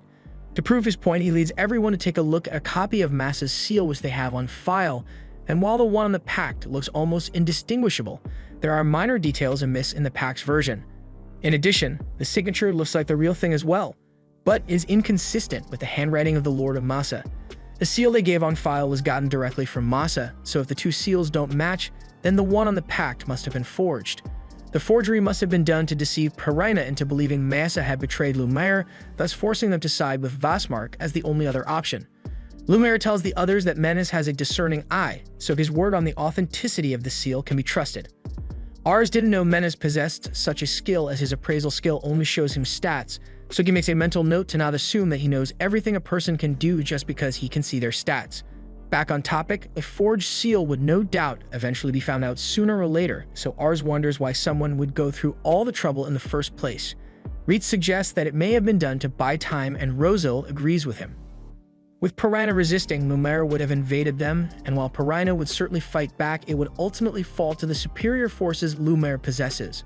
So all that matters would be that the opposing side would have control over Piranha in the meantime. And if they view Piranha as disposable, then their real goal must be the explosive Magistones that can be mined there. These Magistones are extremely valuable, and Piranha is one of the 4 locations where they are currently mineable. Their goal must be to gather as many of these stones as possible before Piranha falls, since when they are refined, they can be used to cast powerful spells and create even more powerful weapons. With this being the case, Rosil believes that attacking Piranha is no longer an option since Piranha would have been an ally under normal circumstances. Plus, fighting them would weaken the forces of Lumaire overall, which only serves to improve Vazmark's chances of winning. The only way to come out on top in this situation would be to reveal the truth to Piranha and win them back over, but how they'll do that isn't clear since Piranha has constantly been refusing all the messengers that have been sent there. Sometime later, we see Ars in Castle Piranha as he has managed to gain an audience with the headman. Piranha is going to ignore the fact that Ars admitted to stealing a copy of the pact that he had locked in his room, so he wants to hear what Ars has to say. Ars begins his statement by saying he and Lambert as a whole wish to join Piranha in supporting Vazmark instead. He claims that after finding out that Mesa is betraying Kuran, he realized that the war was going to be a losing battle, so he thinks it would be best to support the winning side. Ars also says Lumaire is on board with the idea as well, which sparks joy in Piranha's headman. He is glad he won't have to fight Lumiere any longer, so since his secret is apparently out, he promises to put a good word in for Ars and Lumiere so they can be accepted into Vastmark's faction. But before that, Ars wishes to confirm one thing. He asks Pirina if he is certain of the authenticity of that document, and Pirina wholeheartedly believes it to be real, even though the only confirmation he has is that it came from Vastmark himself. Since he is so confident that Masa has indeed betrayed Lumiere, Ars asks if he knows why Masa would suddenly betray Lumiere when they have always been loyal to him. Pirina hadn't given it much thought, but he chalks it up to Masa acting in their own selfish interest. Still, Ars isn't so convinced that Masa would be willing to take on the risk of getting surrounded by Lumiere's forces if they side with Vastmark, so he wants to know if Pirina has thought of what Masa's reasons could be. Ars has been making good points thus far, but all this constructive criticism makes Pirina realize that Ars never had any intentions of joining Vastmark in the first place, so he orders his guards to arrest Ars at once. Fortunately, Ars came with Reitz, so Reitz holds off the guards while Ars de-escalates the situation and tells the headman of Pirina that he has some important news to share with him. He then gives the go-ahead for the second person behind him to reveal their identity, and to Pirina's shock, it is the headman of Masa. Back when Ars and the others were still thinking of a plan to get Pirina to realize the deception, Rosal suggested that they provide proof that the seal on that pact has been forged. To do this, they went straight to the headman of Masa to inform him of the situation. He is outraged that someone would dare to forge his signature and seal. Ars explains that it was part of a plot by Vastmark to deceive Pirina into betraying Curran's faction, so they plan to get an audience with Pirina by pretending they wish to switch over to Vastmark's side as well, at which point Ars wants to show Pirina a letter from Masa stating that the pact is forged. Masa is on board with the plan, but he is still angry that Vastmark would use such underhanded tactics, so he intends to visit Pirina in person to reveal the truth. That brings us back to the present where Masa directly tells Pirina that he did not sign a pact with Vastmark, nor would he ever do so because he is loyal to Curran. And with the new information he has been given, Masa asks Pirina if he still wishes to side with Vastmark.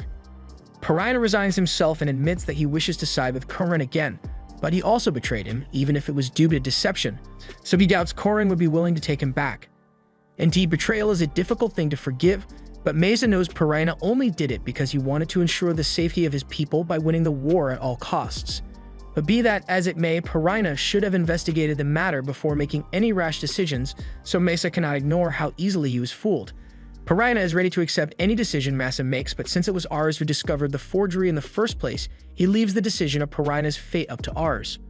Ars is caught off guard, but after composing himself, he agrees that Pirina has acted foolishly and could have caused grave harm to Curran's faction, but everyone makes mistakes, and while it may be naive of him to be so forgiving, he is just glad that they managed to resolve all this without any bloodshed. So he is more than happy to have Pirina return to being an ally. Pirina is grateful to Ars for his kindness, and Masa approves of Ars' decision as well, so there's nothing more to discuss. As he is leaving, he asks Ars to inform Lumiere of the new developments, and Ars thanks him for coming along to help clear up the misunderstanding. On the contrary, Masa believes he should be the one thanking Ars since he was able to see through the enemy's plot and ultimately resolve the whole matter without conflict. So he has high hopes for the great things Ars will be able to accomplish. After everything was settled, Ars returns home where he visits Raven's grave. He talks about everything that happened recently and how it concluded with Pirina pledging their loyalty to Lumiere once more. Unfortunately, by the time Ars was able to make Pirina realize Vastmark's deception, he had already been able to acquire a large number of explosive magistones from the mines of the Pirina district. Just then, Ars is approached by Reitz and Rosal, who've been looking for him all over. They ask Ars if he is alright, and he says he's fine, but he has a lot on his mind. Both Masa and Pirina were desperate to protect their people, and Ars respects them for their strength as lords. But if Ars didn't have people like Reitz or Rosal by his side, then he would have been powerless to influence the situation in any way. However, Reitz reminds Ars that he will always be by Ars' side along with the others, so all he needs to worry about is doing what he feels is the right thing. Just then, Ars hears a maid running over to inform him that a carriage has arrived, and to his surprise, it is Lumiere who came to see him. Lumiere wanted to visit the grave of his longtime friend and associate at least once, so he pays his respects to Raven's grave. But he also had another reason for coming and informs Ars that Curran wants to meet him. This is a total shock to Ars since in terms of hierarchy, this is like a homeowners association community leader getting to meet the president, so Ars doesn't think he is worthy of such an honor. However, after Lumiere informed Curran of Ars' recent achievement, he grew interested in Ars and personally asked to see him, so Ars accepts and says he'll mentally prepare himself for the day he meets him. Unfortunately, that day is today, as Lumiere came here intending on taking Ars to see Curran immediately. Ars starts panicking because he's not ready for this at all, but with the support of Reitz and Rosal, Ars agrees to accompany Lumiere to see Curran immediately. Meanwhile, back in the manor, Charlotte was busy picking out her outfit for a party Ars had planned, when a maid had to come and deliver the bad news that everyone has already left to meet Curran without her. On the carriage ride to meet Curran, Rosal asks Reitz if it was really okay for them to leave Charlotte behind like they just did, but he justifies it by saying they need someone to defend Lamberg while they are gone. And besides, Charlotte is bound to forgive them if they bring a present back for her. Right now, Reitz is more worried about Ars, who has been quaking non-stop since they set out. Ars says he's fine, but he just wasn't expecting to meet Curran on such short notice. The man could possibly become the next governor of missions, so it's baffling to Ars why he would want to meet a small-town lord like him. Just so that he can be informed, Ars asks Rosal what the occasion is for the party he has been invited to, so Rosal explains that Curran summoned tons of influential nobles from all over the land, which means he is probably trying to raise morale among his supporters by meeting them in person. Hearing that there are going to be a lot of important nobles in addition to Curran, Ars starts feeling worse about this whole thing, but it's too late to back out now as they already arrived. Ars and the others look out the window and are amazed by how beautiful the trading city looks, making Ars realize that he needs to put in a lot of work if he plans to turn Lamberg into a place as beautiful as this. Reitz suggests that today's banquet might be the perfect opportunity for Ars to establish a good reputation among the elites, and Ars agrees to do his best toward that end goal. As they reach Semper Castle, all the guests begin filling the halls, but Ars notices that all eyes seem to be on him for some reason. None of them recognize Ars, so they think it's a bit out of place for a kid to be here on his own, and Ars is getting self-conscious about it. He soon spots a familiar face though and sees Lumiere across the hall while he's being treated by the other nobles. Lumiere notices Ars and tells him to join them since he's a lord as well, so Ars comes over and Lumiere introduces him to the other lords as the new lord of Lamberg. A moment later, trumpets sound to announce the arrival of Curran, so everyone bows their heads in anticipation of his arrival. Curran enters the room and tells them that they can raise their heads, and after finally getting to meet the man himself, the first thing Ars does is take a look at his stats. As expected, he possesses amazing stats befitting a leader, so Ars can understand why Lumiere and the others chose to follow him. But if Curran is already this amazing, Ars wonders what Vasmark must be like, since the rumors always said he was even more amazing than Curran. Curran addresses everyone at the party and thanks them all for making an effort to show up. He called them here to inform them that this Duchy Trade City is currently facing a fire situation as a result of Curran's father's passing. That is the fact that Vasmark has chosen to wage war on Curran for the right to succeed their father, even though Curran is the rightful heir. Unfortunately, the Summerfort Empire missed the part where that's their problem, so they're staying out of the dispute. Over the history of the Empire, it has succumbed to corruption, so Curran believes that the only way to fix it is through destruction and rebirth. So he vows to win this war and unify all the regions of Mission, turning it into the new nation of Mission. This means he wants to make Mission its own independent nation. But he knows better than anyone that doing that is not going to be an easy feat. However, with the support of everyone here, Curran is sure that they can accomplish anything because he thinks of them as the brightest and best people he could ask to stand by his side. And there is one person in particular, whom he wishes to appreciate for their accomplishments. He calls Ars up to the front so that everyone can see him, and Ars is frozen in shock, but with a little nudge from Rosal and Reitz, he eventually makes his way to the front and introduces himself. Curran then addresses the crowd and tells them all that Vasmark shamelessly forged documents to trick Perina into siding with him, but Ars was able to see through the plot and help win Perina back over to their side without any needless fighting. The other nobles can't believe that a child like Ars was able to achieve so much, but Curran tells them age doesn't matter. What matters is the results you were able to deliver. And right now, Ars has more accomplishments than anyone else in this room, so he asks for a round of applause for Ars. Ars graciously accepts the praise, and a while later, after he has spent some time meeting all the other lords, Ars is completely wiped out. He goes to the balcony to get some much-needed fresh air, but while he's out there, he bumps into Curran. Curran wanted to get a chance to talk to Ars in private, and he brings up what he has heard about Ars gathering very capable vassals. It's not often that he hears Lumiere speak so highly of someone, and it would seem that Ars is not only quite smart, but also possesses a good eye for talented people. So if he wants to ask Ars an honest question, he just got to meet everyone that serves under Curran. So Curran wants to know what he thinks of them. Ars in appraised them when he first met everyone, but if he's being honest, all their abilities are pretty mid. But he doesn't know if he can just tell Curran that. Curran asks for an honest answer though, so Ars tells him that he didn't see anyone that was particularly amazing out there, so Curran asks Ars if he believes his own vassals are better than Curran's, and Ars respectfully tells him that the people he has have more talent than all of Curran's people combined. Ars thought Curran might get mad, but he actually appreciates Ars' honest opinion and says he knows that even though his vassals are definitely good and focused people, they aren't exactly top of the line. It just makes him realize that it is going to be incredibly difficult to win the war with the resources he has on hand right now. There are a lot of smart and talented people over on Vastmark's side, so while Curran may have more military power and money than they do, that won't mean much if the ones leading the war efforts are incompetent. That's why he was extremely relieved to hear the work Ars did, because it makes him glad to see that there's new talent on the rise. He has high hopes for Ars and even tells him that if he proves himself in battle, he will be rewarded with a promotion to the new Lord of Knair. Ars can't believe what he is hearing and asks what would happen to Lumiere if Curran makes Ars the new Lord of Knair. But Curran always planned on giving Lumiere a much bigger plot of land, since he is one of the few vassals that Curran can rely on. Also, before Curran leaves, he asks Ars if he would be willing to hand over his vassals, but of course Ars isn't going to do that, so he flat out rejects the idea. Curran already knew that Ars wouldn't agree to a brazen request like that, but he still does want the input of Ars and his vassals, so he wants Ars to join him in his war council.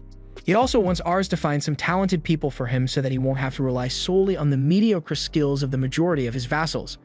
That was all he had to say, so Curran leaves Ars, who plans on living up to the expectations that Curran has for him. Meanwhile, over in Castle Arcantes, Vastmark is informed that his deception has been discovered, so Perina has cut ties with him. He's a bit disappointed that Perina didn't end up fighting Lumiere, but it's not a huge deal since his vassals tell him that they already gathered a large number of explosive magistones from Perina, so even if the war were to start immediately, Curran wouldn't stand a chance. He doesn't have any talented vassals by his side, and on top of that, there are no talented soldiers besides Curran, while Vastmark's army is full of skilled and powerful men. They believe the chances of Vastmark losing are very slim. However, extremely slim isn't good enough for Vastmark. He only fights battles that he knows he will win for sure, so he needs them to make sure that there is no chance that they will lose. By the way, he asks one of his vassals if they know where the woman named Morel is, but he has no idea, and frankly, he thinks it would be a bad idea to hire her, since while she may be a talented woman, she is nothing more than an alcoholic now. So Vastmark agrees not to go looking for her, but he hopes that no one else goes after her either. Ars returns to Lambert with the others a few days later, and they inform Charlotte of everything that happened, including the fact that Curran wants them to join the next War Council meeting. Curran also wants Ars to help him find some more talented people, but the original way Ars used to find people won't exactly work now, since he doesn't have time to go searching by himself, so Reitz suggests that they entrust the job to Pham. Ars thinks it is a great idea, so they set up a meeting and Pham agrees to do it. But he tells Ars he doesn't want to be held accountable if he ends up finding someone that is incompetent, since he doesn't have an appraisal skill like he does. Ars says there will be no consequences if Pham fails, but if he ends up finding someone that is truly worthwhile, then Ars will give him a bonus of 20 gold coins. Pham promises to give it his best shot, so Ars and Reitz leave the bar and return to the others. However, along the way, Ars gets bumped into by a drunk woman, so he ends up falling over. The woman helps him back up and apologizes, so Ars tells her he's fine as she stumbles away. She ends up stumbling into Pham's bar while he's still setting up, and she immediately starts asking for a job here. One of Pham's people comes out of the back and recognizes the woman as Morel, and he clearly isn't happy to see her here. Pham asks how he knows Morel, so the guy explains that they used to drink together in rural bars a while back. Morel doesn't really remember him, but since he says he knows her, she asks him to help her out with a job since she's flat broke and doesn't have anywhere to stay. The guy refuses because she still owes him a ton of money from when they last saw each other, but Pham steps in, and under his waitress persona, he says he will be happy to have her work here. The guy asks Pham what he is thinking by hiring her, since she is clearly a drunkard, but Pham thinks she may be an interesting person, so he'll handle it. As expected, Myrael is terrible at the job, but Pham lets it slide since he didn't hire her for her waitress skills. Once they close for the day, he sits down with Myrael and asks her what she has done with her life up till now. So she explains that she is a wanderer, so she goes from one place to another, drinking good alcohol along the way. Pham then asks what she used to do before she became a wanderer, but Myrael tells Pham that it's rude for a man to ask about a woman's past. Pham doesn't understand how she could figure out that he is in a disguise, so asks why she thinks he is a man, and Myrael explains that he just looks like a man to her. Although she doesn't mind that he enjoys cross-dressing and he is pretty cute, she'll tell them a little about her story. She and her stupid brother both used to work for an old man, but she's heard rumors that the old man is dead now, so she's quite sad about it. Fam asks what the old man was like, so Muriel begins talking about how he could be a bit scatterbrained at times, but he was a really interesting person nonetheless. He believed in her and her brother even though they were poor, and his name was Amador Salamakia. That's the name of the former Duke of Missions, the father of Kuran and Vastmark. So the guy thinks she must be lying, but Fam keeps listening and believes that she isn't lying. He tells her he has a better job for her. That same day, Fam sends a letter to Ars, telling him that he has found a talented person for him, and Ars is surprised by how quickly Fam was able to complete the job, and he already sent the woman over, so everyone heads to the front door to meet her. Reitz opens the door and Fam greets them, saying he has brought the woman, so he introduces Muriel to Ars. Ars recognizes her as the one who bumped into him earlier, but Muriel has already forgotten all about him. She was intrigued when Fam told her about the job here, so she asks if Ars is willing to hire her, and after taking a look at her stats, Ars is terrified by what he sees because she's an absolute genius. She has prowess on par with Reitz, she's already smarter than Rozo, and she has even more ambition than Lisha does. She asks if Ars will hire her, but first, he wants to confirm if his suspicion is right, so he asks her if her full name happens to be Morel Grandion. She confirms it, and Reitz is shocked because he recognizes that name as the former advisor of the Duke of Missions. Ars wonders how such a gifted person ended up here, but before he can make a decision, Reitz and Rosal tell Ars that he can't hire Morel. With her talents and former position, she has become infamous for getting deported a while ago. Mariel tells them it's just a rumor since she left of her own free will. But Reitz also has other concerns because her younger brother, Thomas, is serving under the Vastmark's faction, so it is entirely possible that she may be acting as a spy for the sake of her brother. Mariel denies this as well since she doesn't get along with Thomas at all, but Reitz still doesn't trust her, so Fam asks Ars what he wishes to do with her. Reitz and Rosal believe the best choice is to tell Mariel to leave immediately, but Ars ignores their opinion on this one and tells Mariel that she's got the job. The others try to warn Ars that it could be dangerous to bring Muriel on board when they aren't certain of her motivations. But if you learned anything from meeting Lisha, it's that someone having high ambition doesn't necessarily mean they will betray you. Also, he's not dumb enough to let such prime talent slip out of his fingers for no reason, so he gives her a pass. Unfortunately, after just a few days of working here, there are many reasons why Muriel shouldn't have been hired, as Reitz comes running into Ars's study to tell him that Muriel has terrible work ethic and just spent half the day sleeping. And even when she finally rolled out of bed, she just spent her time drinking rather than helping the soldiers train. Ars tries to think of a reason to justify her behavior, but then Rosal enters the room and tells Ars that Muriel sucks as a teacher. She could be smarter than him, but that doesn't mean she knows what she's doing, because when Rosal asked her to teach him some stuff, she started forcing him to run for no reason, and she wouldn't explain why either. In spite of all that she has failed to do, Ars is still blinded by the high stats, so he asks them to give her one more chance. But then they hear loud explosions outside, and it's enough to scare everyone in the army into thinking they are under attack. But as they head outside to check on what's going on, they find Muriel encouraging Charlotte to shoot more fireballs. Ars asks Charlotte what she's doing, so she explains that Muriel wanted to see her use her magic, so she's showing her. Even if it was a demonstration, there's no reason to use so much firepower within the grounds, or at the very least, they could have asked for permission beforehand. Muriel apologizes for her mistake, although it doesn't look like she cares much, and Ars was ready to forgive her since no one really got hurt. But then he notices how everyone is acting hostile towards Muriel, and it looks like it's not just Reitz and Rosal who have grievances with her. The soldiers are at their wits' end with how careless Muriel acts all the time, and the maids have been forced to work overtime just to clean up the messes she keeps making. Muriel understands their frustrations, but she is just acting the way she always does, so it's really hard to change her behaviors all of a sudden. The other workers aren't willing to put up with her anymore, so Muriel asks Ars what he wants to do about it. Ars doesn't want to get rid of her, but he also wants to respect the wishes of his people, so if things don't change with Muriel's behavior soon, he may be forced to fire her.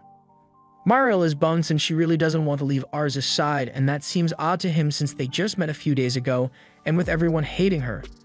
It's not likely she'd be having fun.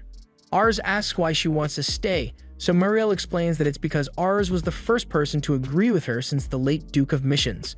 There's also a few other reasons why, but if she wants to stay here, it looks like she's going to have to prove her usefulness, so she asks to hold a mock battle, since she's the type who's more useful out in the field. Ars thinks a mock battle may be a little excessive, but Reitz and the others are fine with a mock battle if it means they can take out their frustrations on her. Charlotte doesn't really care about any of this, but Ars is freaking out since he doesn't know how to handle a feud like this. He ends up agreeing to hold the mock battle, so on the day it is set to be held, Ars is gathered in front of his soldiers to address them. Lisha is there as well since she had heard about it and wished to cheer Ars on. Mariel has heard a lot about Lisha, and likewise, Lisha has heard all about how Mariel is a lazy but brilliant tactician from the letters Ars has written to her. Ars tries to claim he didn't call her lazy, but Mariel is okay with it since he's the only one who agreed with her. She then pulls him into her chest and jokes about marrying him someday, and all the while Lisha is watching with a fake smile, probably planning out ways to murder Mariel for this. The time for the mock battle arrives, so Ars explains the rules of the battle to everyone. The soldiers will be divided into teams of 2, each with 50 people, and the battle will be held in the eastern forest until sunset. In order to win, you must take out more of your enemy's soldiers than they manage to take from you. However, if you manage to capture the enemy's leader or wipe out the enemy team entirely, then it is an automatic victory. They will use usually blunt wooden swords as weapons to avoid injury, so if you get hit in the head or chest, Ars asks them to stop participating in the game. Ars asks if anyone has any questions to ask him, so Charlotte asks if she's allowed to use her magic during the mock battle. Ars tells her that fire magic is banned since it would effectively one-shot everyone the second she used it, but that means there's nothing for her to do since magic is her thing. However, Ars says everyone will be provided with magic potions of sound and light, so he wants Charlotte to use them wisely. They can't be used as weapons directly, so they should be safe for the battle, but they are still effective as flashbangs or distractions. With the rules settled, Ars asks how everyone wants the teams to be arranged. He wants to see how well Mariel does in a battle, so Ars thinks it's best if he is on the same team as Mariel, so he can see how well she performs. But no one else wants to join Mariel's side since Reitz and Rosal don't like her, and Lisha is still formulating a murder plan for what she did earlier. Although Charlotte just wants to get a chance to go up against Mariel. To make sure she gets fired, the soldiers decide to give Mariel the inexperienced new recruits. However, Mariel doesn't seem to mind since a bunch of new soldiers won't change the outcome of the match, and she somehow managed to get another jug of wine. So even though Ars agreed to hold this battle to get people to accept Mariel, her behavior is doing the exact opposite for her case. Anyway, there's nothing he can do about it now, so he just tells everyone to get ready to begin the battle. As they all arrive in the forest and have everything stationed, Charlotte asks if the battle is really fair since their side has all the people with talents for battle. Reitz says it's perfectly fair since the strength of Leuven is in its unity, and right now, everyone is united against Mariel. Meanwhile, in the back, Rosal is dreading the thought of having Mariel become a permanent member of the Leuven house, since he already has enough to deal with having Lisha and Charlotte around, so he asks Reitz to do his best to get her fired. Meanwhile, Ars asks his team to do their best, but the soldiers aren't feeling motivated at all. Ars asks Mariel if she's really okay with the battle since they have Reitz on the opposing team, and yeah, Reitz is a force to be reckoned with and she knows it. She also thinks Charlotte is amazingly powerful when it comes to magic, so it's impressive that Ars was able to find people as amazing as them to become his vassals. In contrast, their team is made up entirely of newbies, so there's no way they could ever win a head-on fight. The soldiers know this is true, but they are still upset that Mariel just said it straight to their faces like that. She doesn't see anything wrong with saying things as long as it's true, but even with her shortcomings, she believes they can still win this battle. They may lack military power and her team may hate her, but as a tactician, her job is to find a way to win the battle, no matter what it takes. Ars' team is the first to give the signal that they are ready, so Reitz goes over the plan with his team once more.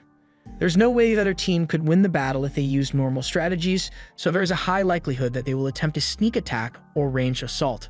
But in order to beat them, all they need to do is go for a direct frontal assault. They'll split into 2 teams led by Reitz and Rosal, and since Mariel is likely to attack Rosal's team if they go for a sneak attack, then Reitz will return to save him and wipe her team out. They set out into the forest and they hear one of their alarms go off, so they know someone from Mariel's side has entered their side of the forest. They rush over to the location and find a mage who immediately asks to be allowed to defect to their side. Reitz immediately thinks it's a trap, but the boy offers to inform him of the plan Mariel decided on. He says that Mariel asks everyone to yell that the enemy is attacking to confuse Reitz, so when he inevitably falls into the trap she has set, she and Ars will trap him in the fort, and then they'll launch an all-out attack on Rosal's team to capture him and win. Reed's team isn't buying it since there's no way ours would agree to such underhanded tactics as those, and the mage admits that everything he said just now was a lie. Mariel had asked him to fake betrayal in order to mislead Reeds into falling for their real trap. The mage explains that he hates Mariel with a passion after all her lazy and careless actions, so he can't stand to see her ruin the image of the house Ars is trying to build. That's why he genuinely wants her to lose and get fired, so he will tell Reeds the entirety of her real plan. He was asked to lure Reeds into a trap where Mariel's team would pincer attack him, so he wants them to pretend to fall for this trap so that they can beat Mariel. He was told to use a sound spell as the signal, so Reeds asks the mage to hand over his wand for now. And as soon as he does, Reeds tells the soldier to capture him since he knows he has been lying. They find a second wand on him, so they realize he must have been trying to lure them into a different trap after gaining their trust. The mage is still trying to deny it, but one scary look from Reeds forces him to admit that it's true. They nearly fell for the trap, but things will be easier now since they know exactly where Ars' team will be, so they all sneak up on them and attack. However, as they strike, they realize that the soldiers are all just dummies and Mariel had orchestrated a different plan. He doesn't know what it is exactly, but if Ars is here, all he needs to do is capture him to win, so Reeds and his soldiers charge with full force while Mariel runs away with Ars on her back. This was the end of episode 11. Thanks for watching. Subscribe to not miss the next part.